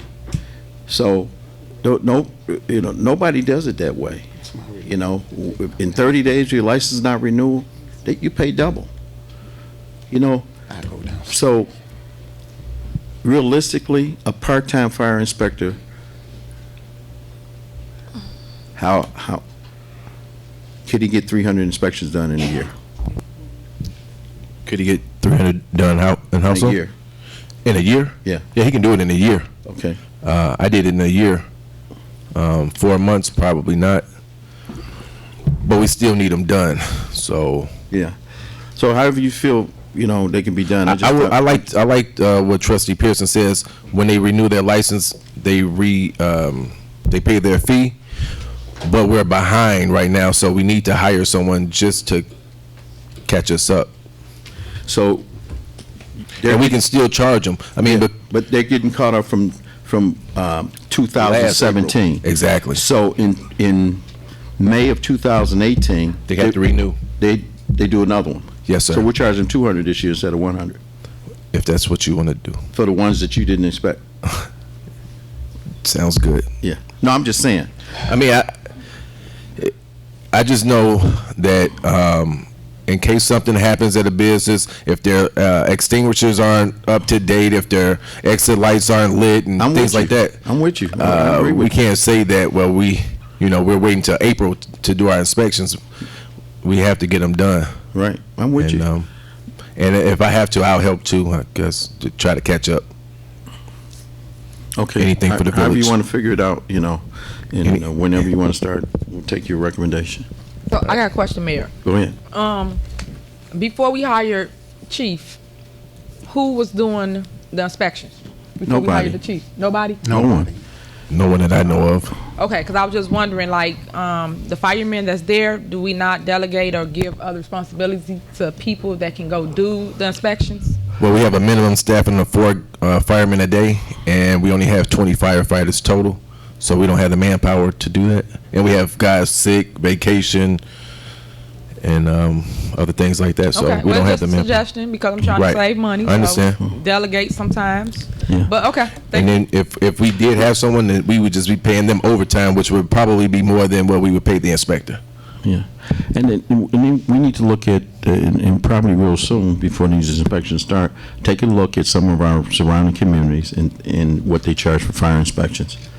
And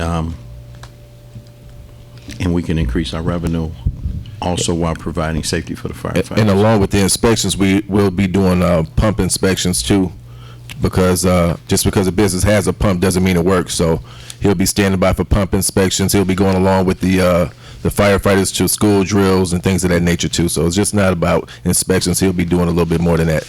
Also, re-inspections. Once the fire inspector finds faults and he notes them, and in some cases, do you cite them, Chief?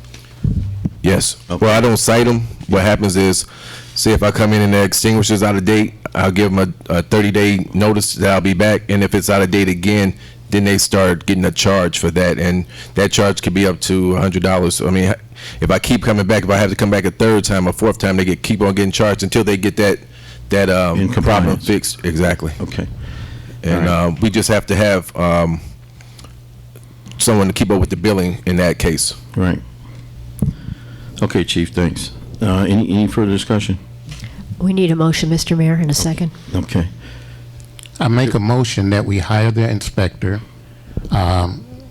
my concern is that we do track the billing every time the inspector goes out. There's got to be a system put in place so that we know that this business has been invoiced, because there was a concern before that the inspections were done and only $9,100 showed up covering those inspections. So there has to be something put in place to make sure that it's covered. And if the inspector is going to go out and there's not going to be a fee, then we would have to amend the budget to pay him. So we must make sure that there's a charge on every inspection when the inspector goes out. So I make a motion that we hire this as inspector immediately to get us back on track and track the inspections. Second. Okay, it's been motion and second to hire the fire inspector immediately. Any further discussion? Roll call. To clarify, this is at the chief's recommendation of $50 per scheduled completed inspection compensation? Yes. Okay. Motion by trustee Pearson, second by trustee Muhammad. Trustee Muhammad. Aye. Trustee Stubbs. Aye. Trustee House. Aye. Trustee Denton.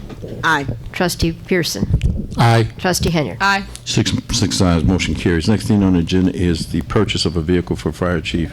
Trustee Pearson and Chief Dyer. Trustee Pearson? Can I get a motion on this? We'll table it. Okay. I'd like to move this. Well, it's not Someone that I said wanna- table it. What's it? I So, can't hear you. one of the trustees said table it. Okay, let's table it. Okay. All right, next thing on the agenda is status of hiring water meter Mayor, readers. we need a We got a motion. motion and Oh, second. that's right. I'm sorry. I want to get out of here. Me too. Um, Go for it. Okay. We need a motion to table this item. I make a motion to table the item. Second. Okay, it's been motioned and seconded to table item E, the purchase of vehicle for the fire chief. Any discussion? No discussion. No discussion on the table. Roll call. Trustee Muhammad. Aye. Trustee Stubbs. Aye. Trustee House. Aye. Trustee Denton. Aye. Trustee Pearson. Aye. Trustee Henyard. Aye. Okay, item F. This is the status of hiring water meter readers. Mayor, can I be recognized on item F, please? Go ahead.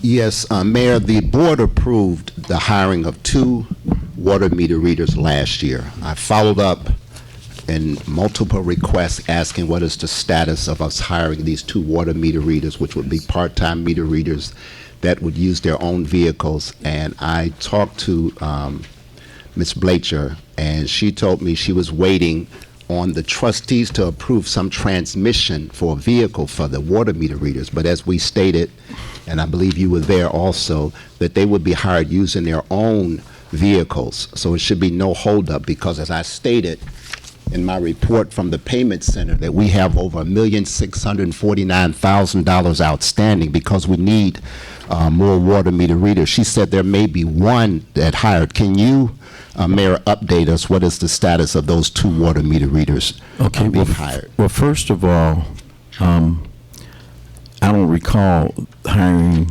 I asked for 7 water meter readers because we were behind in our readings. The board voted to hire 2 part-time meter readers.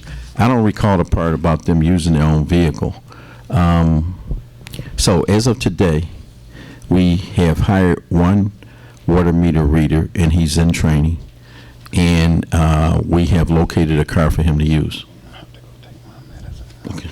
All right, thank you. So, and we're trying, there's another vehicle, from what I understand from Public Works Superintendent, that's available for use, but the transmission needs to be repaired.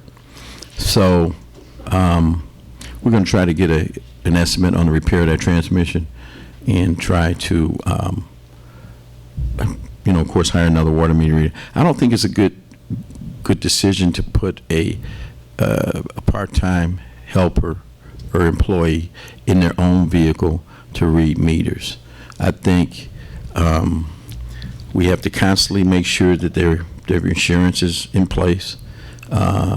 We have to make sure that we're held harmless if they get involved in an accident and they're representing the village, I think that their vehicle needs to have a plaque on it identifying them as a village employee. So when they go to people's houses, the person can look out the window and see, okay, it's from the village.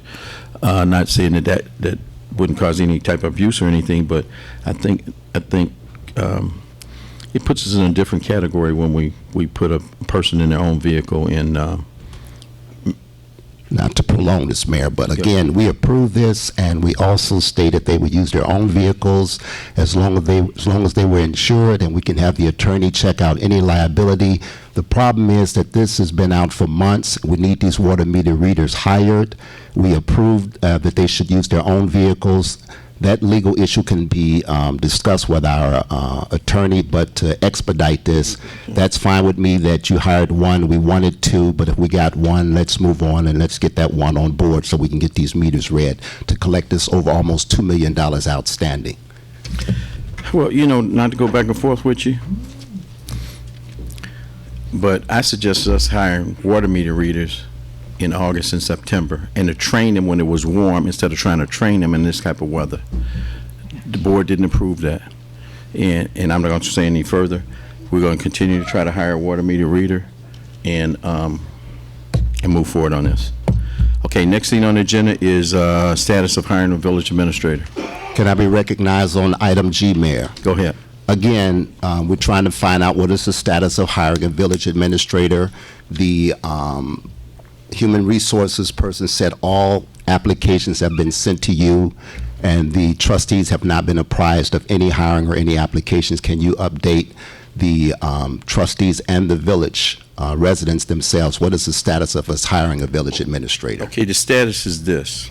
Our old village administrator was getting paid $100,000 a year. The average out there for a village administrator is like about $120,000, $130,000 a year. It's been hard to attract a good qualified candidate as a village administrator with experience as a village administrator.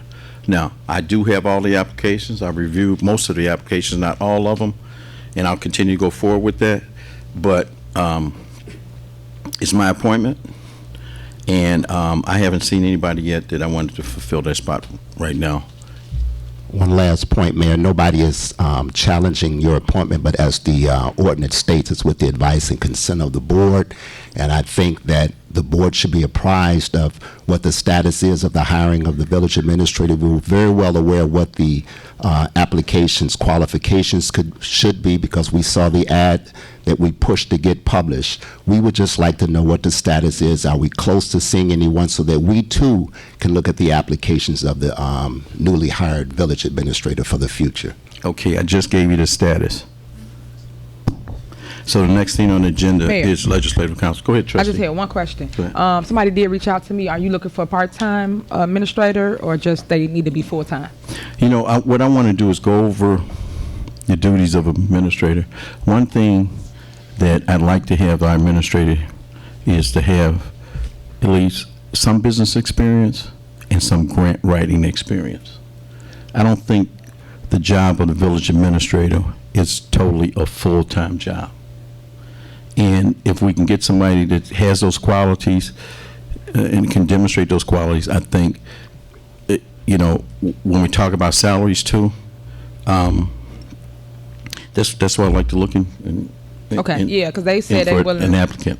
to take around 50, but I'm going to refer them to you. Yeah. They reached out to me the other day. Okay, So. thank you. Next thing on the agenda is legislative council. I'm not sure who put this on. There's no name beside it and what it's about. That came from, Trustee Pearson gave me a list from all the trustees. Okay, Trustee Pearson, Madam Clerk told me you forwarded this to her. What is this about? I'd like to move this to the COW meeting, the next COW meeting. Okay, let's move. All right, next thing on is item I, status of Club 1. I think that was on the same list, Trustee Pearson, that you submitted to the clerk. Okay. I'd like to know the status of the hearing for Club 1. The status is at this time is still closed. Okay, next thing on the agenda is new business. Mayor. Hold on, we still got discussion, Mayor. Can I be recognized, please? You asked for the status. I gave you the status. Can I be recognized, Mayor? Go ahead. Clerk, I'd like to read this into the record. And I will have a copy for you, Clerk, and this will be hopefully published on our website based upon our transparency ordinance. The majority members of this Board of Trustees are demanding an investigation of the Liquor Commissioner, also known as the Mayor of Dolton, Illinois, Riley H. Rogers. We demand that a federal investigation by the United States Attorney be conducted because of the actions of and inactions of Mayor Riley H. Rogers. We do not understand why the Office of the Inspector General, who is Tom Dart, Sheriff of Cook County, who has done absolutely nothing regarding the shooting of 5 black people shot in an unlicensed liquor establishment. Something is very wrong with this picture. Had this happened, 5 people being shot in the North Shore area, it would have been investigated by now. 5 people were shot at Club 1, which is literally across the street from our village hall. This illegal club was open from January 2017 to that fatal day of May 14, 2017, Mother's Day. According to an investigative piece done by the Chicago Tribune Daily Southtown, and there are copies back there on the desk for those to see it, it states, in quotes, Rogers had been set to adjudicate a hearing on the fate of the liquor license in July, but recused himself from the matter after a Southtown investigation found he had received $5,000 in campaign contributions from 2 companies run by an individual connected to Club 1. Shortly after the establishment opened, the article goes on to state, to date, Rogers has not named a hearing officer replacement. He said at a public meeting last month, December, that if he could not secure his current choice of hearing officer, he'd simply oversee the proceedings himself. Despite his prior recusal, when pressed by trustees of this board about the status of the hearing at Monday's Village Board meeting, Rogers said he had no update on it when it would occur, but asserted that it would be held before the end of the year. The end of the year has come and gone. This issue has hung over the village of Dolton of 5 people being shot in a club the mayor allowed to operate even after our inspectors on April 3rd reported that the club subsequently failed a code inspection in which the inspector deemed the establishment not approved for occupancy due to electrical system hazards. Among other code violations, records show. In January 2017, according to the same investigative piece, the space, which is located across the street from Dolton Village Hall, subsequently reopened as Club 1. While Club 1 is registered Carolyn Lawson, and paperwork it filed in March with the Illinois Secretary of State's office lists Lawson as a managing partner. Her husband, Larry Jackson, is believed to have overseen the club's day-to-day operations, Dolton Police Chief Robert Collins has said. Jackson, 64, is a registered sex offender, barred by state law from holding a liquor license or managing an establishment that serves alcohol without special dispensation, records show. His criminal history includes convictions for robbery, unlawful use of a weapon, and multiple aggravated criminal sexual assaults of minors, records show. Now, this illegal club was open for 5 months, from January to May 5th. 5 persons were shot in our village. I'm sure the mayor, like many of us, have drove past this establishment during those 5 months. It is very difficult to believe that the liquor commissioner, mayor, did not know of the illegalities of this Club 1. He received a reported $5,000 in campaign contributions from 2 companies run by an individual connected to this club. Again, we are demanding a full and complete federal investigation by the United States Attorney of the mayor as liquor commissioner and his association of Club 1 allowing this illegal establishment to operate in our village of Dolton, Illinois. We demand that this investigation also comes out of the office of the Illinois Liquor Control Commission and the Inspector General's office, Sheriff Tom Dart. Why hasn't this investigation taken place? If we were on the North Shore, I'm sure this investigation would have been adjudicated by now. Thank you. And that's for the record, Mary Kay. And here is your copy. You through grandstanding? Here's your copy. Trustee, can you send me a Word file on this? Yes, you get it. You asked for the status, and I gave you the status. And, trustee, you know, you want this job so bad that you're willing to try to do anything for it. You asked for the status, I gave you the status. The place is still closed. The police conducted an investigation. I asked for a request of a hearing officer. That person rejected it. And I did in fact say there will be a hearing prior to the end of the year. Our last correspondence with counsel for that building over there. And John, why don't you tell them? Well, I've had correspondence with the attorney for the owners from time to time. The place remains closed, so it's not generating any income. For all intents and purposes, it's still suspended. Last time I spoke, he's indicated that they're actively seeking to sell the building. Here's your status, trustee. Next thing on the agenda is new business, the extension of Homewood disposal contract.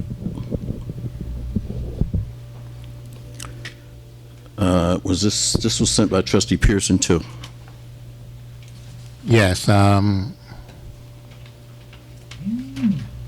we want to extend Homewood Disposal's contract by 5 years, and it's based on the fact that Homewood Disposal actually worked with the village when we weren't paying them, I believe, for a couple of years. I'm not quite sure that the length of time, but it was a long time that they picked up our garbage when our finances were worse than dire. And they also helped out with the bond payment and made it possible for us to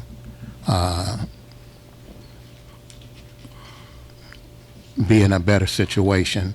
So we wanted to reward them by extending their contract.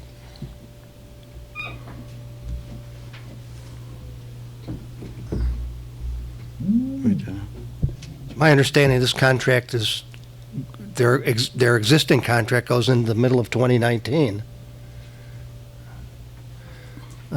Seems very early to renegotiate a vendor contract. As far as what Homewood has done financially, that certainly is appreciated, but it's also a means for Homewood Industry or Homewood Disposal to have gotten paid. So, is this coming from Homewood? I don't know what you mean. Well, did Homewood ask? Homewood has a contract that goes to, I believe, the middle of 2019. Did they request to have their contract extended? Ordinarily, you don't extend a contract till you get near the end of the contract term. No. They didn't ask? No. We talked about it, some of the trustees talked about it, and thought that's what we should do. At a meeting, the discussion was held? No. At a public meeting? We talked on one-on-one, which we're allowed to do, I would think.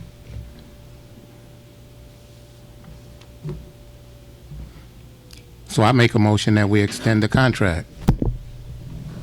Second. For how many years? At what rate? At what annual increase? Keeping it at the same rate. No increase for how many years?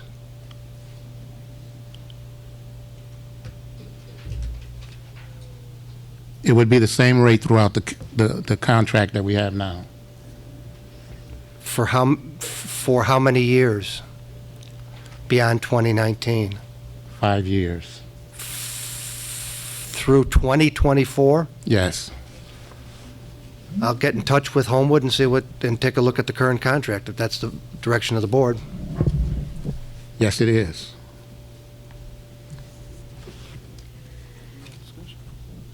discussion?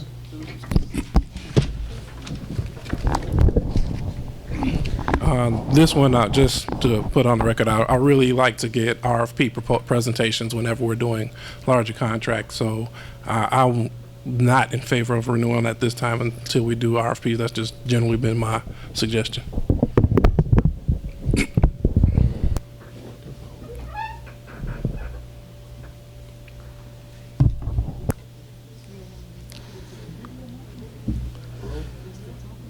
Any further discussion? I would like to table this or move it to committee to get a better understanding of terms and the questions that the attorney asks. That's my opinion. I'll second that. Trustees, it's one or the other, table or defer to a designated committee? It wouldn't be in my committee. We have a motion on the floor and a seconded to the extension of Homewood disposal contract for a 5-year I'll motion to contract. table. Second. On the motion to table item, extension of Homewood disposal contract under A, new business, motion by trustee Henyard, second by trustee House. There being no discussion on a motion to table, trustee Muhammad. No. Trustee Stubbs. No. Trustee House. Aye. Trustee Denton. Aye. Trustee Pearson. No. Trustee Henyard. Aye. Tied. Aye. 3-3, the mayor breaks the tie. Okay, was Motion to that table motion- passes. Was the motion to table it to go to committee? No, sir, it was a motion to table, period. Okay, next thing on the agenda is new business, trustee access to Village Hall. Trustee Pearson, I think you sent this too. Okay, we need access to the Village Hall, Mayor. You have not been denied access to the Village Hall. Yeah, but we need to be able to get in. It's controlled because we don't have keys. We can't get in if we want to use the conference room, or everything has to be done before 5 o'clock.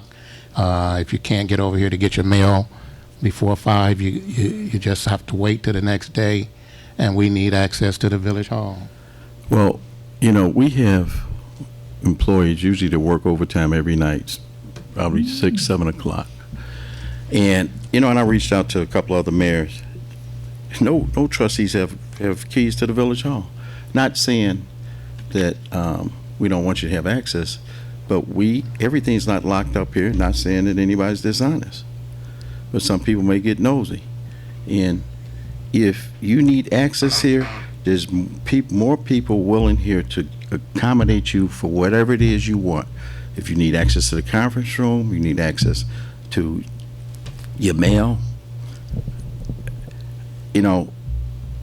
Mayor, that's not true. Okay, name the villages that all the trustees got keys.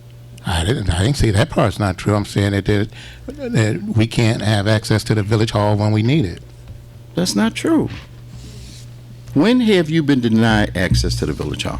Mayor, we're told all the time that we need to schedule our committee meetings at a time where someone's here that's going to be able to lock up at 5 o'clock. That's not true. You've scheduled committee meetings at 5 o'clock, 4 o'clock, and mainly because you don't get off till then.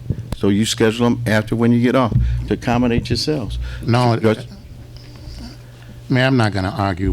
We just need access to be able to get into the Village Hall. Okay. And I don't understand what the problem is that we can't have keys. Trustees have been able to get into the Village Hall for as long as I could remember. When we were over in the other building, there was a combination on the door. Trustees came and went in and out of their offices. We don't have offices here, but you were able to come in and use the facility or sit down in your office and talk to somebody. So now if you want to conduct a meeting at 6 o'clock or 7 o'clock, you got to call somebody and get permission to go to the Village Hall or take them somewhere else. It's just, it don't make sense. I don't understand why you would want to lock a trustee out of the village or make it so tough for a trustee to be able to conduct some business for the village. This is for the village. It ain't a private party. We're not just sitting down with a bunch of friends downstairs playing cards. We're trying to conduct business, and we shouldn't have to wonder what restaurant we're going to go to or what place can we go and meet to try and talk to do work for the village.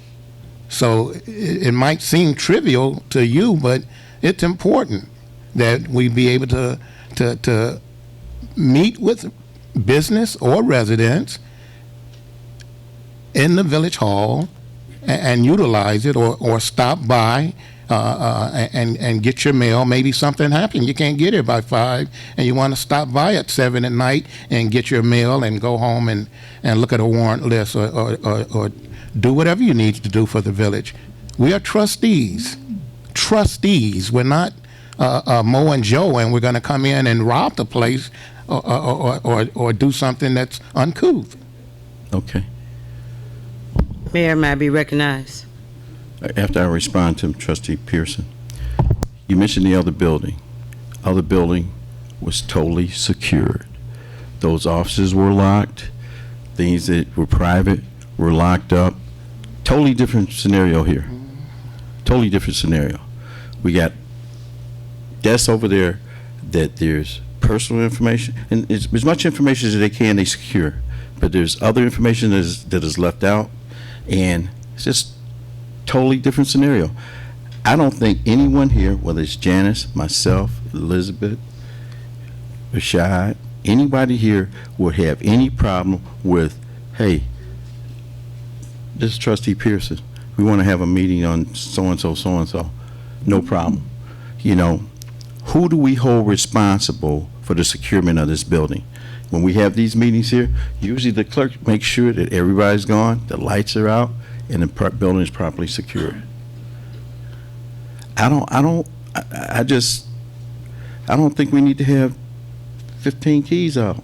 Not that it's 15 trustees, but I mean, there's only, matter of fact, we have limited the employees that have keys here to make sure that the building is secure. Now, I've came in on the weekend, lights are burning, downstairs lights are burning, and I've talked to some of the administration about it, but who do we hold accountable for securing of the building when so many people are coming and going? I don't think there has not been any denial of access to this building.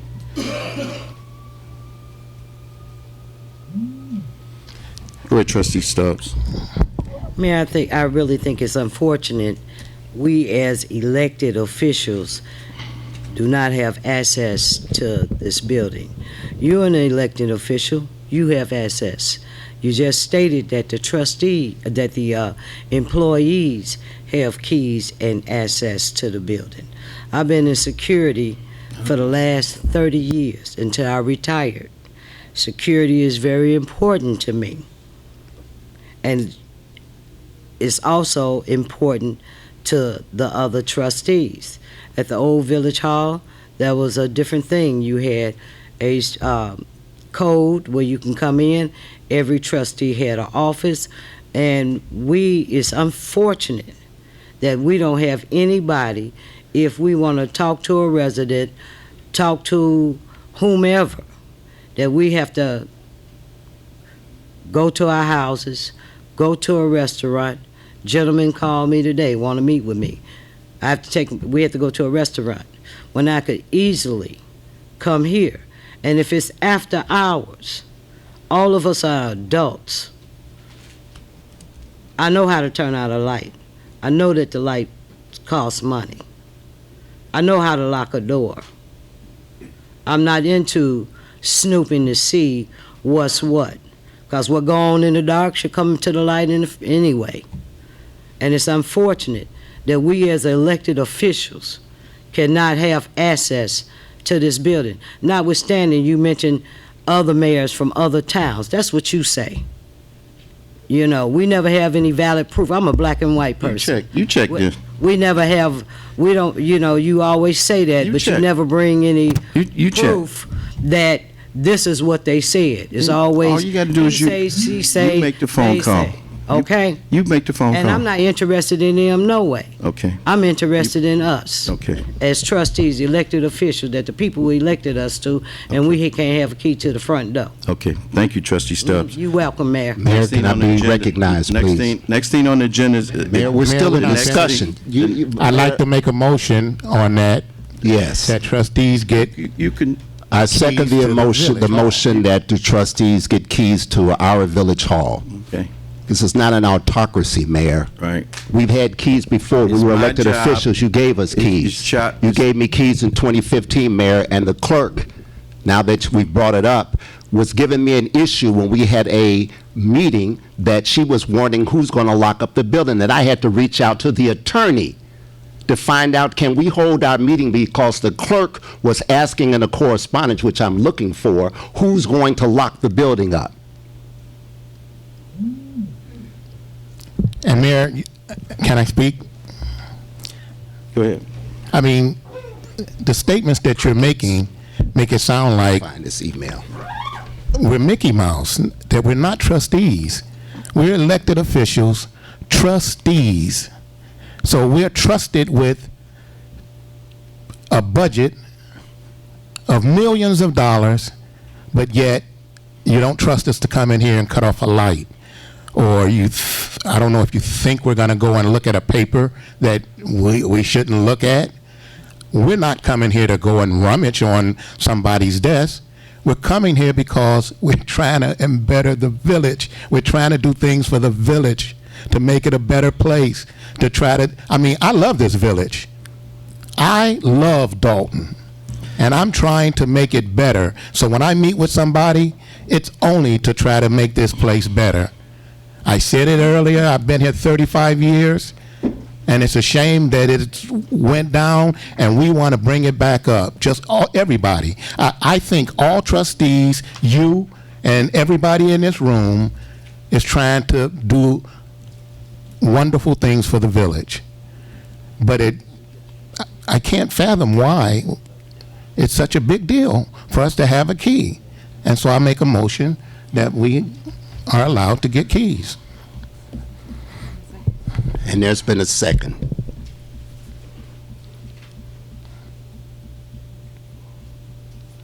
So when you counsel with the clerk, who was giving me difficulty in having a meeting with the public about keys to this place, where I had to call the attorney, that he said we can have it at the old village if we need to. I think we heard that already. And I'm repeating it for the record, so that when Mary Kay We already got it in the record. that it's in the We already got it in the that we are record. fighting for a key to our village hall. This is ridiculous.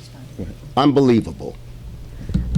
Trustee, you don't need it in the record because, as you noted, I sent by email communication to you when you notified me of, along with Trustee Pearson, that there would be back-to-back late afternoon meetings, that I cautioned you that it appeared from the agenda, particularly from the Police and Fire Committee, with your, also your committee meeting to follow afterwards, that they would run beyond 5 p.m., and I knew at that time that I was not able to stay, and I asked you to reach out and to staff, that would be Ms. Johnson, primarily to make sure that someone would be here to close up for you. And in fact, I actually did that myself, and Ms. Johnson did stay. So there was no issue there. It was just a caution that in the future, don't take for granted that there's going to be staff there unless you ask them.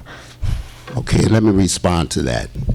To your inquiry, clerk, I reached out to the attorney for such a trivial matter about who's going to close this place up when we Agreed. have a board meeting with the residents of the village of Dolton, and you don't even attend these meetings.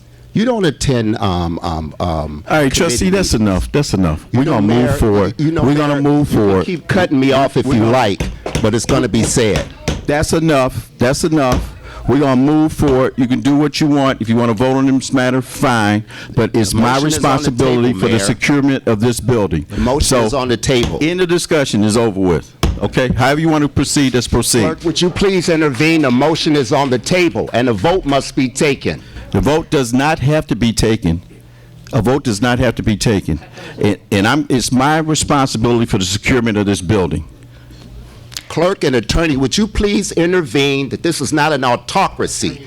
You have a motion on the floor with votes to be taken, and for this mayor to run this. We don't need by you to fiat. continue to grandstand, trustee, and that's what you're doing. A Let's do it motion here. is on the table. We don't need you to be repeat voted on, yourself. Mayor. Mayor, it's not grandstanding, there's a motion. Okay, vote on the motion. It's my responsibility to secure, the securement of this building is held properly. So you can vote Mayor, whatever way you want. we also took an oath, the same oath that you took. There's a motion as on the floor. trustees. There's a motion on the floor. Take the vote. End the discussion. Attorney Murphy, all right to proceed? Let me just mention one thing. You may be talking about two separate things. On the one hand, if a board committee wants to call a meeting for 6 o'clock, 7 o'clock at night, that can always be accommodated. There's a different concern about leaving a business building open for individuals to go into it at any time of the day or night. This building is for the purpose of conducting the public business. I think if you did a survey, you'd find a vast majority of towns don't allow their buildings to be accessed by individual trustees at 8 o'clock at night or at 10 o'clock in the morning on a Saturday to sit down with a constituent. There are no offices here for the trustees, so this is not like the old building. And that the old building, as I recall, had a police officer sitting there all the time. This is different. This is not a. We know what this building looks like. It's a bank, and there's a lot of open office areas, and there is very little space for individual meetings. So, if the trustees are concerned about being limited and having committee meetings, if you want to have a committee meeting 5 o'clock, 6 o'clock, 7 o'clock at night, that will be accommodated. But I think the concern, and it's the mayor's responsibility to enforce the laws of the village and to make sure that the property of the village is secure, that it doesn't make good business sense to unleash a bunch of keys to individuals for purposes of accessing the village for one-on-one purposes or running the Xerox machine or whatever you want to do at any time of the day or night. It just doesn't make good business or risk management sense. So you'll take your vote. Can I say something before we take a vote? Just one thing, Attorney Murphy, because I recall Trustee Pearson had a key to the front door. I did too. And also Trustee Muhammad had a key until the locks were changed. Okay? So I just want to ask those two trustees, how did you get those keys? The mayor gave them to us. You wanted a key to have access to that room for your mail. That's what you wanted a key for. That's what you told me. Yeah. And you had access through that side door, and the other door was locked. You did not have access to the rest of the building. That's true. That's true. Now, in your request, you asked for accommodations to the mail, so you can get your mail. And earlier tonight, you said, if I want to get here at 7 o'clock to get my mail, I want to be able to get my mail. So, you want access to the mail room? That wasn't all I said. You're leaving out a lot. I said if we wanted to come and have a meeting here. The mic, trustee. And I said that those accommodations would be made. And just as the attorney said, those accommodations will be made. You know, but if something happens here and goes wrong, whether the trustees approve it or not, guess who they come blame? Guess who you're looking for an explanation from? You know, Fighting over a key. it's like we've taken.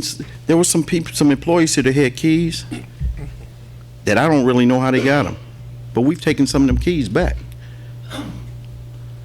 Everybody doesn't have access here. This is totally different from the other building. There's documents laying out. Not saying you're going to check on the documents or remove them, whatever the case may be. But people get nosy. Oh, man, that's bad. You know what?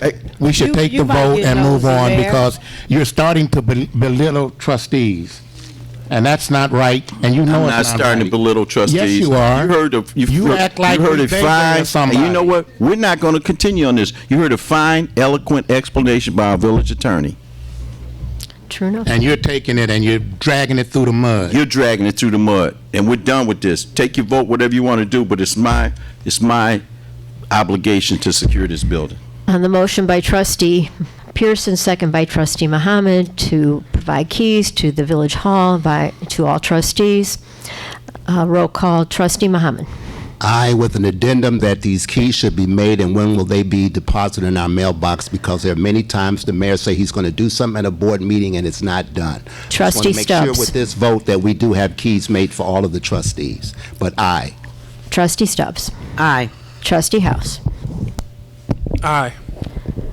Trustee Denton. Aye. Trustee Pearson. Aye. Trustee Henry. Aye. Motion carries. 6 ayes. Next thing on the agenda is addition of Melanie Fitness Center to Human Services Committee. Trustees Muhammad and Stubbs. I'd like to make a motion to add for addition of the Melody Fitness Center to Human Services Committee. Second. Okay, it's been motioned and seconded to add the Melanie Fitness Center to Human Services Committee. Discussion. No discussion, roll call. Wait, I got discussion. Yes, no. Go ahead. I was just asking Trustee Pearson what was that. So what are we doing? I'm a little lost on. I can answer that if Okay. you don't mind. Melanie Fitness Center does not have a committee. We'd like to add that to the Human Services Committee. We're in the process of selling that facility, like we've just recently sold to Dorchester. We want to make sure there's a smooth transition, and that a committee should be in place to deal with the sale and other issues dealing with the recreation center. So we making a separate committee for We're that? or- adding that committee to the Human Services Committee. Human Services. Okay. In my discussion, go ahead, Trustee Penny, you got any further? Yeah, no, I'm good. My discussion, I would suggest that we do not add it to the Human Services Committee under the direction of Trustee Muhammad, due to the fact of when he was over it before, the strip party that he allowed to go on at the Melody Fitness Center, and then he got on Channel 2 News and said, I don't see anything wrong with that. I would say, and you talk about trust of trustees, and I'm not talking about any of these other trustees. I'm talking about judgment. Judgment. Now, you got a trustee here that's on this board that said right on TV, I don't think there's nothing wrong with doing it. And now you want to put it right back under his auspices and his control? Come on, think about it, board. Is this discussion, Mayor? Will you allow me to retort to your Go ahead. inaccuracy? Go ahead. I'm not going to go back and forth with Thank the you. misinformation. Thank you. Let me have the floor, please, with all due respect. I will not go back and forth with you on the inaccuracies of some kind of strip party that took place when we all know that across the street, at Club Oh, 1 here that we you go. authorized, an Here we illegal go. license too, that had a strip club on Here the we go. second floor. That's not where true. 4 people were shot and It's the not true. 5th person was shot right in front of the place on, of an come on. actual strip club. Here we go. Now, there is a motion on the floor and a second. Let's take the vote. Yeah. You had one chance, and you proved that you did not have the proper judgment for activities at the Melody Fitness Center. So it's up to this board who you want to give control to. Go ahead, Trustee Henry.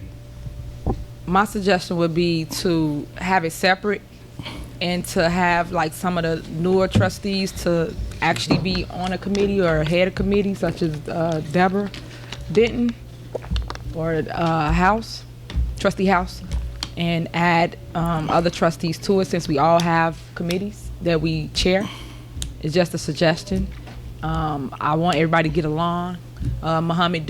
Trustee Muhammad do know the Melanie Fitness. I understand what you're stating that he has done in his past, but I do think he can be a committee person. But I think you should choose someone else to chair it, such as maybe one of the newer trustees if they want to take the lead. Just a suggestion.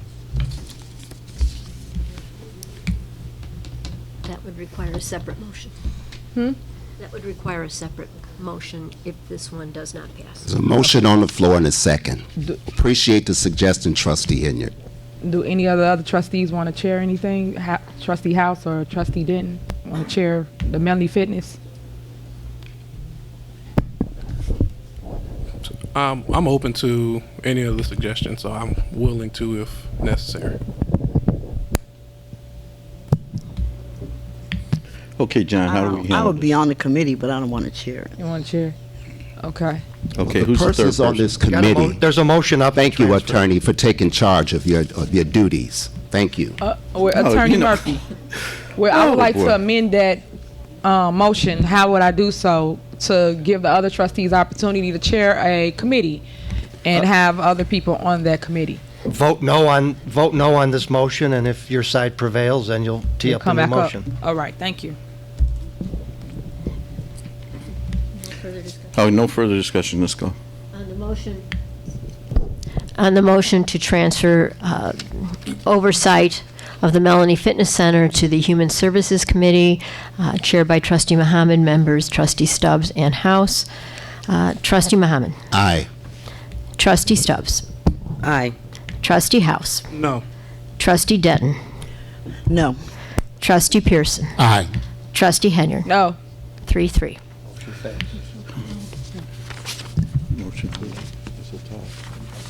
Yeah, motion passed. Couldn't get a majority, so. You don't have. Okay, that motion fails. Now, do we need to, do we need it amended? Well, Pardon me? You don't need to do it tonight. Okay, we won't do it tonight. The motion fails. The motion fails, we won't do it tonight. Trustee Henry, under your guidance or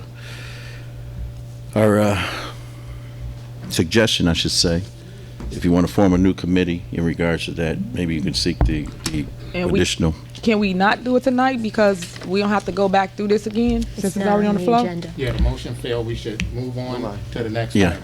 It's not on the agenda. Okay, thank you. Okay. All right, item D, last thing on the new business, status of the village phone service. All right, Trustee Pearson? No, that was Muhammad. Okay. I need the trustees to chime in on this. Our IT person came up with a package that we can sign a contract to save money, thousands of dollars on our phone service. I believe myself, the trustee, and the mayor are the only ones that chimed in, so I really just need the trustees to check their email to look at the proposal that Derek Blocker put together, because according to the finance director, the other trustees have not read the email and chimed in so that we can go with this new village phone service to save money for the village. So there's no motion to be made on that. I just need the trustees to go back to their email and chime into the finance director what we need to do as far as agreeing to this new phone service to save money. Because it will save thousands of dollars that can be used to hire police officers.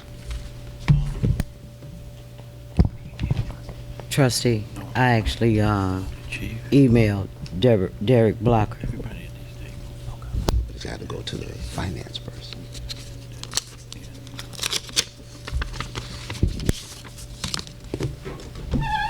Okay, Mayor.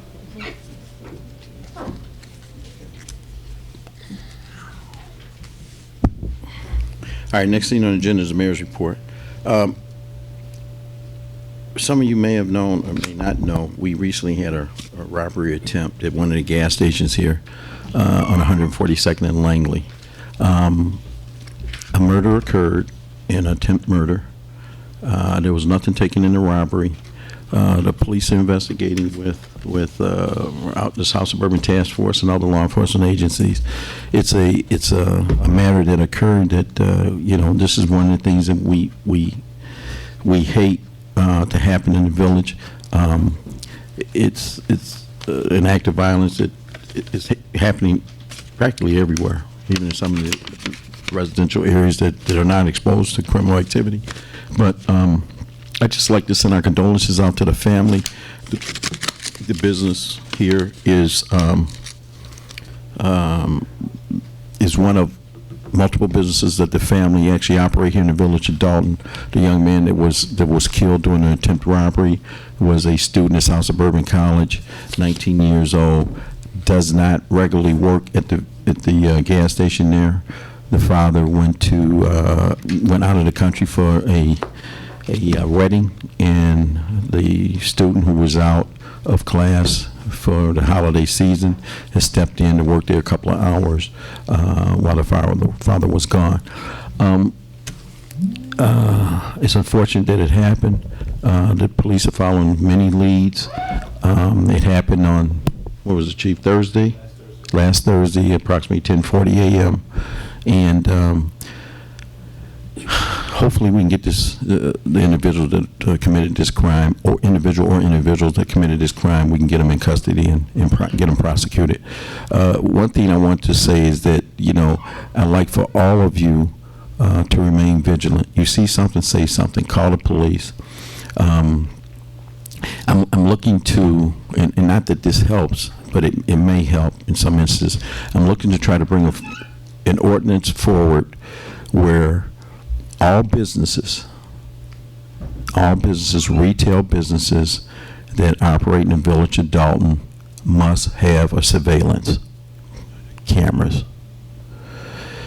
Not only does, in some cases, it detours a robbery, but it also helps the police in case there's any type of activity, violent activity, or any type of criminal activity that occurs at those businesses. Now, there are other towns that have ordinances in place that require their retail business operators to have surveillance cameras. I want to take a look and get copies of those ordinances, and hopefully we can pass something like that as a tool for the businesses and as a tool for the police department to be able to successfully apprehend any type of criminal violators that want to commit these type of acts in our village. That will not bring back the young man who unfortunately was killed in this incident. But, if it can help someone from being hurt, or the apprehension of these criminals that operate and conduct themselves in this type of with this type of activity, I think it would help the total community. So keep the family in your prayers. And if you hear anything, there's been a $12,000 reward that has been put up by the family, Andrew Holmes and myself, for the apprehension and conviction of this offender.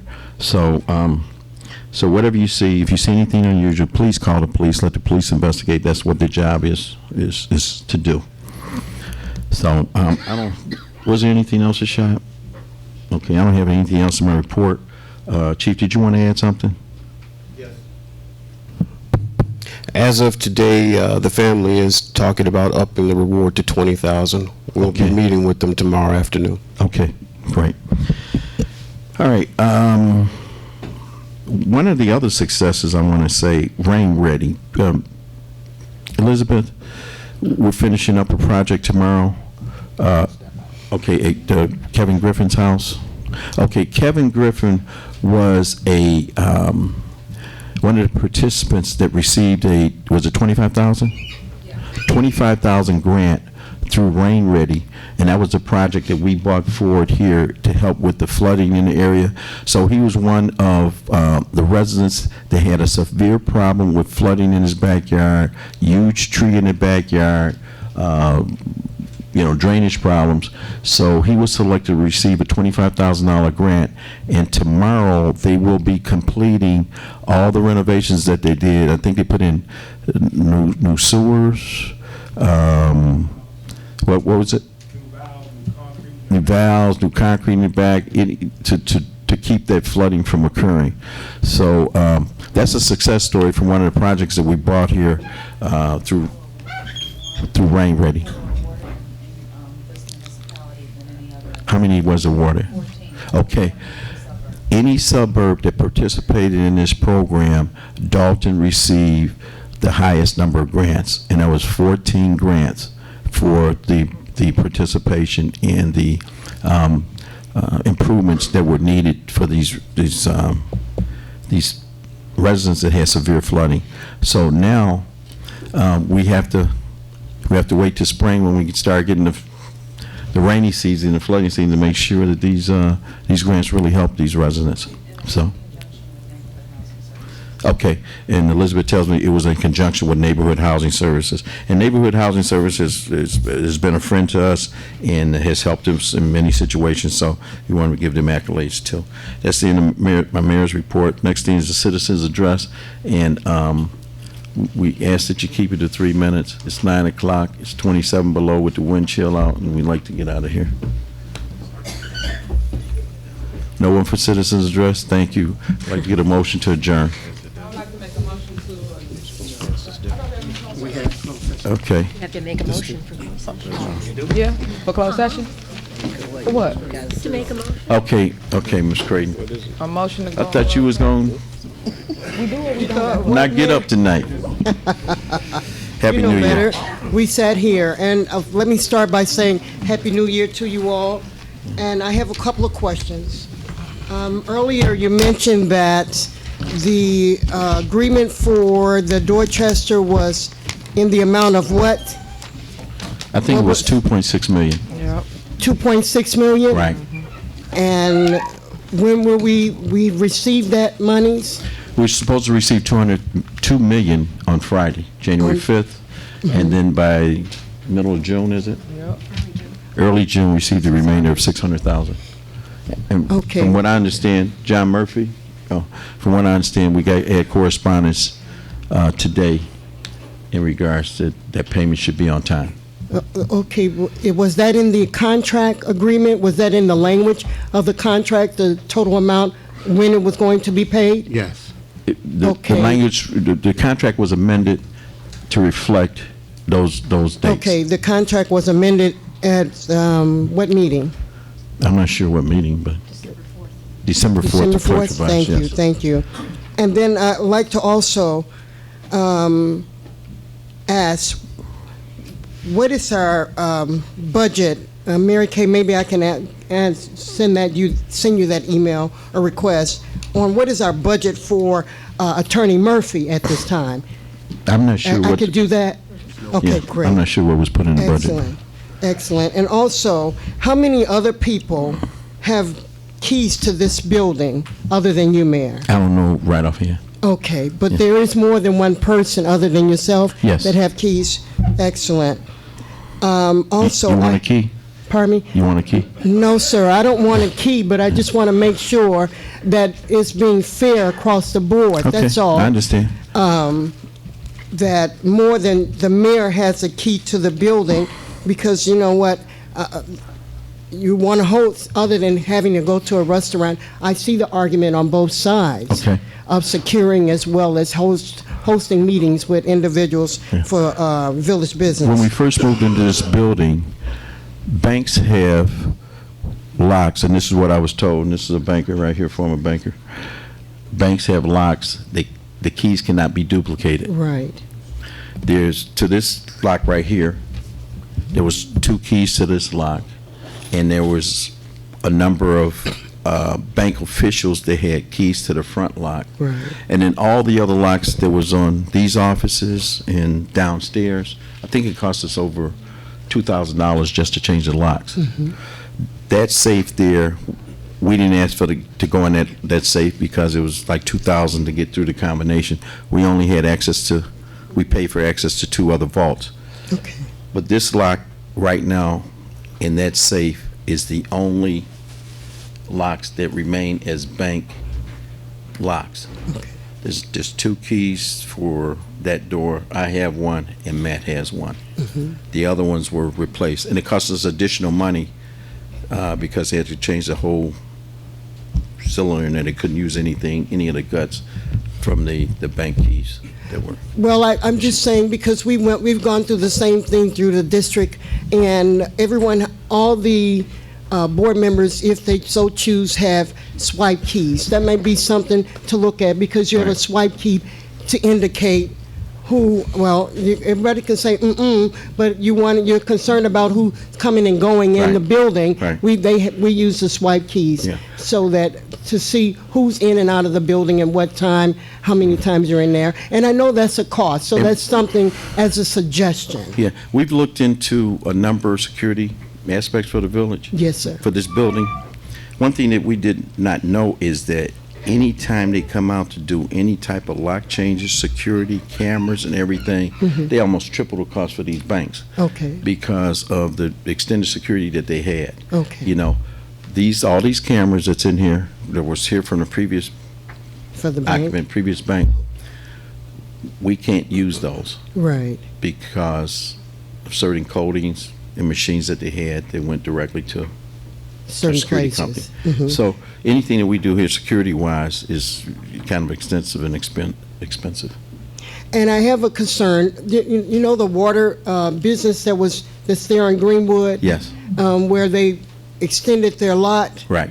Can we ask them, because it's a visual effect, if they could put blinds in the fences so we don't see all the things that's... Well, they Or is that- purposely don't want to do that. They had a theft over there for 3 trailers. The reason they put up that fence was for Right. security. Okay. There was, I'm not sure if it was 12 or 18 tires that were taken off their semi-trailers over there in a matter of minutes.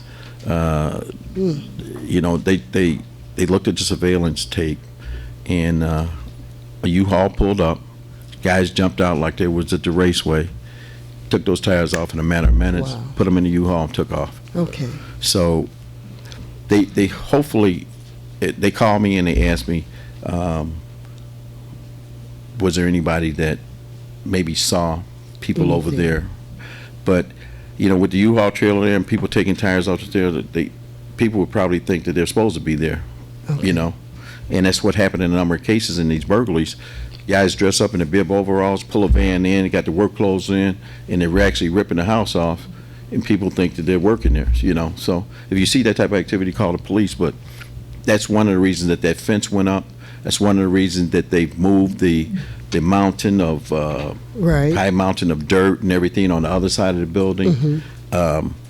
So I doubt if they would Because put I those see slats in. that gate, is controlled. It's, Right. Eventually, I'm not sure if they did it already, eventually it will be remote control. And they're growing so fast, it probably eventually will go to a 24-hour operation. Okay. All those vacant buildings in the back there, what was the container name? Carl Fleck over there. Well, the packaging company over there, the 2 buildings, we initially thought the county was going to take them. We had some correspondence with the county.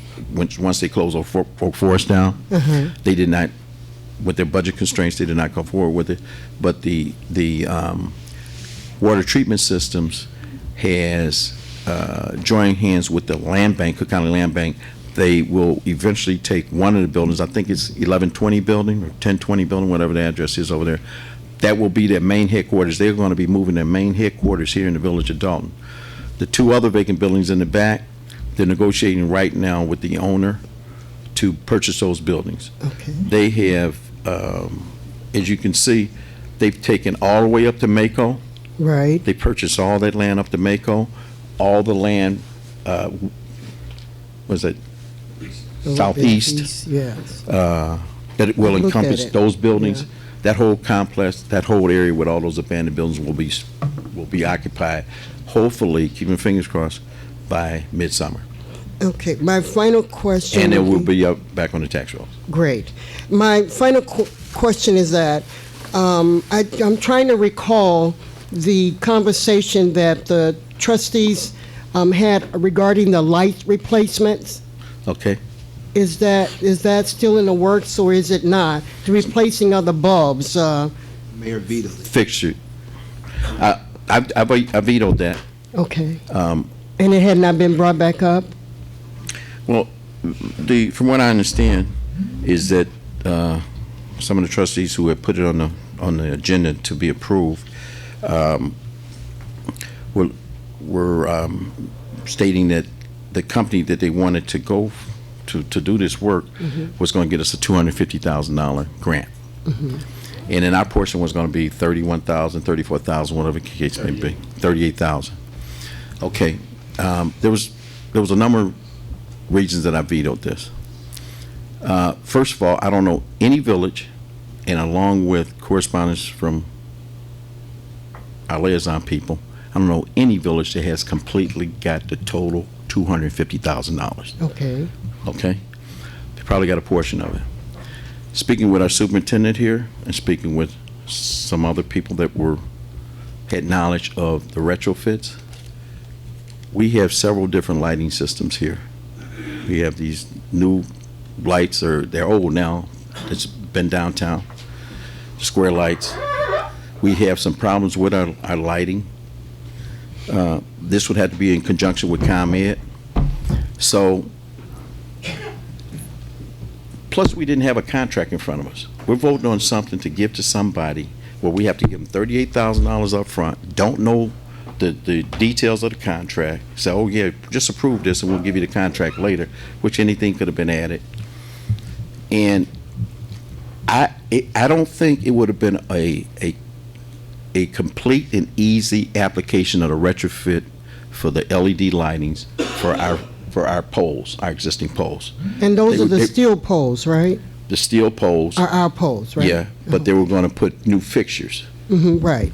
onto those steel poles. So I'm asking you guys if you could look at that again, because the brightness of those fixtures, I've gone, and if you drive down the expressway, it makes a difference. The brightness, the illumination of those light fixtures, because I see them when I gone over to Walmart that's right off the expressway. So I'm asking you guys if you could look at that again, because the illuminance, the light that it gives. Totally different apples and oranges. Okay, I understand that, but can I ask you guys to look at that again? Ms. Creighton, whomever. Ms. Creighton, you heard several members up here, at least one member up here, talk about the financial condition of the village. Okay. Okay. Now, basically tonight I heard more about spending money than generating revenue. I did too. Okay. So now, do we just take a blank check or write a check for $38,000 and give it to somebody without knowing what's in the details of the contract? No, is that good business? No, Mayor, I'm asking Not only you. that. I'm asking you. I'm just okay, asking you. We can't talk at the same time, so I'm gonna let you finish. Okay, thank you. Okay. But I'm just saying, can you guys relook at that?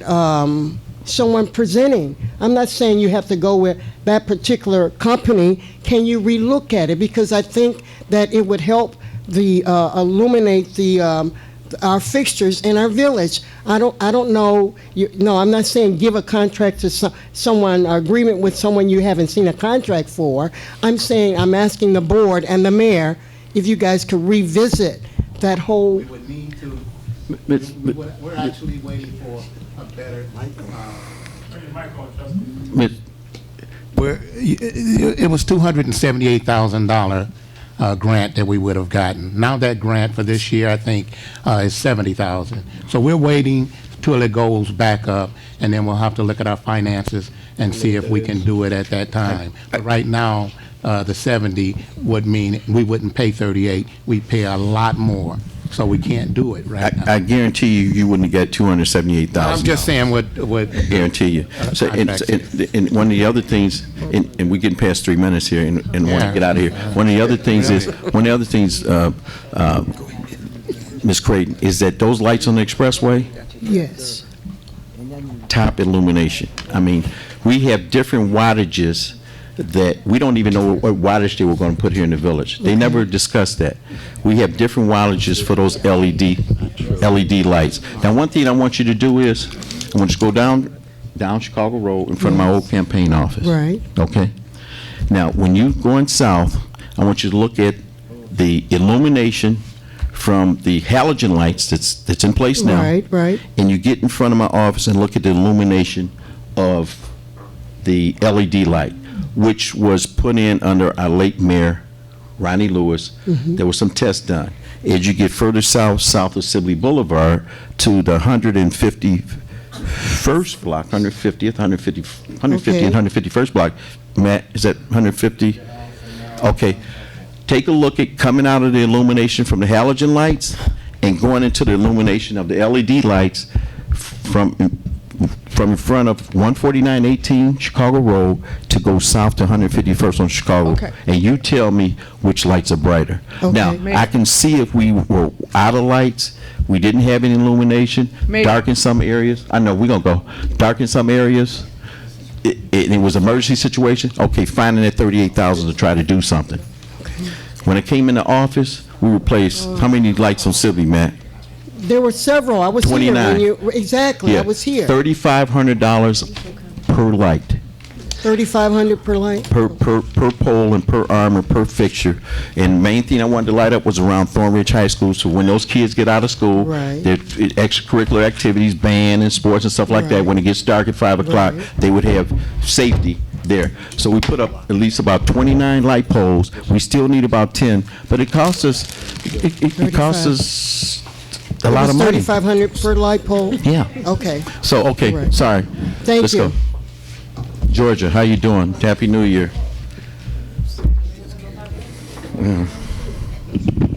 Good evening, Happy New Year, everybody. I just want to say a few words, and I'm not trying to offend nobody, Yeah. but 2017 went out. I was hoping 2018 would come in better, but I see it's not getting any better. Now, Trustee Muhammad, you know, I talk to you sometime, which you don't talk to me that much now, but just a little over a year, you all was fighting each other about Melanie. Why would you think people at Mellon would want you to come back and be in charge when you betrayed us before? You got to remember that. You all, I'm just going to say this and then I'm going to sit down. You all want to get up here and make all these rules, but you all position is not permanent. That's what you got to remember. You all are officers that was elected by us. You can't treat us like we are puppies and then still think we're going to come to you again. You got to remember that. 2018 should be better. We all should try to work together. But, Tiffany, Trustee Henry, I like what you said. Give the new trustee a chance. Let them be over something. And then we could work with them, because I feel bad. I feel like I was betrayed, because I got up here, I begged, I did everything but got on my knees and asked them to give Melanie another chance. And then when I found out all the garbage that was going around Melanie, I go to Melanie, you know, just about every day. Might not look like it, but I do. And when I found out how we were portrayed, I feel bad. So think about it. Give the new trustee a chance. Let Trustee Howell, Trustee Dent, and somebody else. Thank you. Thanks. That was a good idea. I love all you guys, but we need to work together. Okay, last one. How you doing tonight? Fine, how are you? Good. I just got one question. Did we get a raise in the water bill or something? The rates were raised. I'm not sure. My water bill was $110, now $256. Well, did you get an accurate reading versus an estimated reading? Somebody came out there. Well, what we're trying to do now is get accurate readings, and not, because we had too many estimated readings, and then when they actually read the meter and they catch up, people say, well, you know, my bill, just like you said today. But in some cases, when they did estimated readings, they were just the minimum reading. It was not actual usage. So I never, think- ever paid $256 for a water bill, and it's only me. Okay. Your previous bills, do you know if they were estimated? They've been read. We can find out. Can you give Elizabeth your address? And we can find out. A matter of fact, no, not Elizabeth. Janice, can you take that? Yeah. Janice can help you out and follow up, and we'll take a look at your history and go back 2 years, 3 years, whatever it is. And if we need, you know, if we did it wrong, we'll correct it. And I just have one more question. Why did they need a mayor if they're not going to let you do anything? What? I'm not understanding that part. Hey, politics, you know, so, If everybody else Mhm. have more authority than you, what do you need with a mayor? hey, I don't have the answer for that. That's all I have to say. Thank you. Thank you. I'd like to get a motion to adjourn this meeting. Yeah, to close it to go to exec session session. for personnel issues on sale of property, et cetera, et cetera.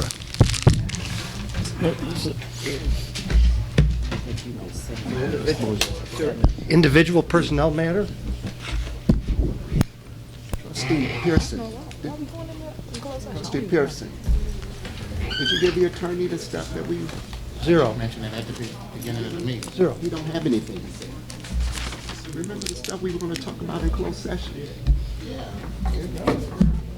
We never had to have it written down. We just had to say personnel. To say more than personnel. I said that at every meeting.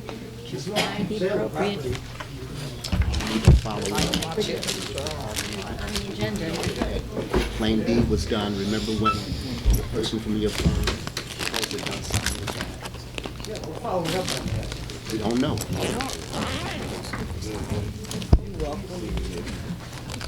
All you gotta do is ask. And there's another thing I want to ask about, sale of the Melanie Fit. Come on, what we doing? Should We're be waiting for quick. somebody to make a specific motion. Who made the motion? Who made the motion? Mayor, well, I don't know, why we sitting here?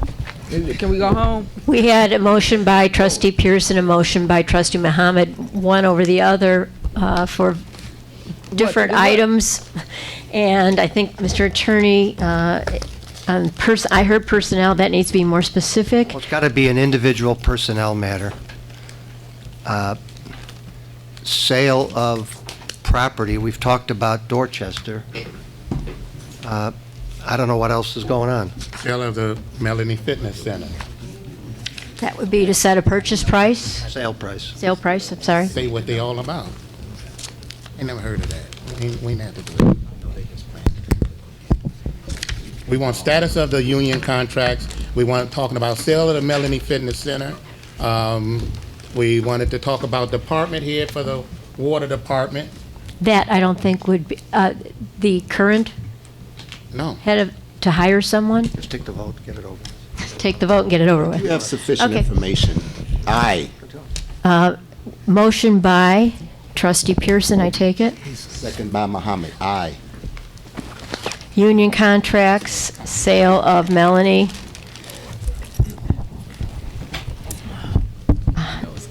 Department head of water. Okay. Trustee Muhammad. Aye. Trustee Stubbs. Aye. Trustee House. Trustee Denton. Aye. Trustee Pearson. Aye. Trustee Henry. Aye. We didn't, you don't wanna go, huh? We need to. I'm not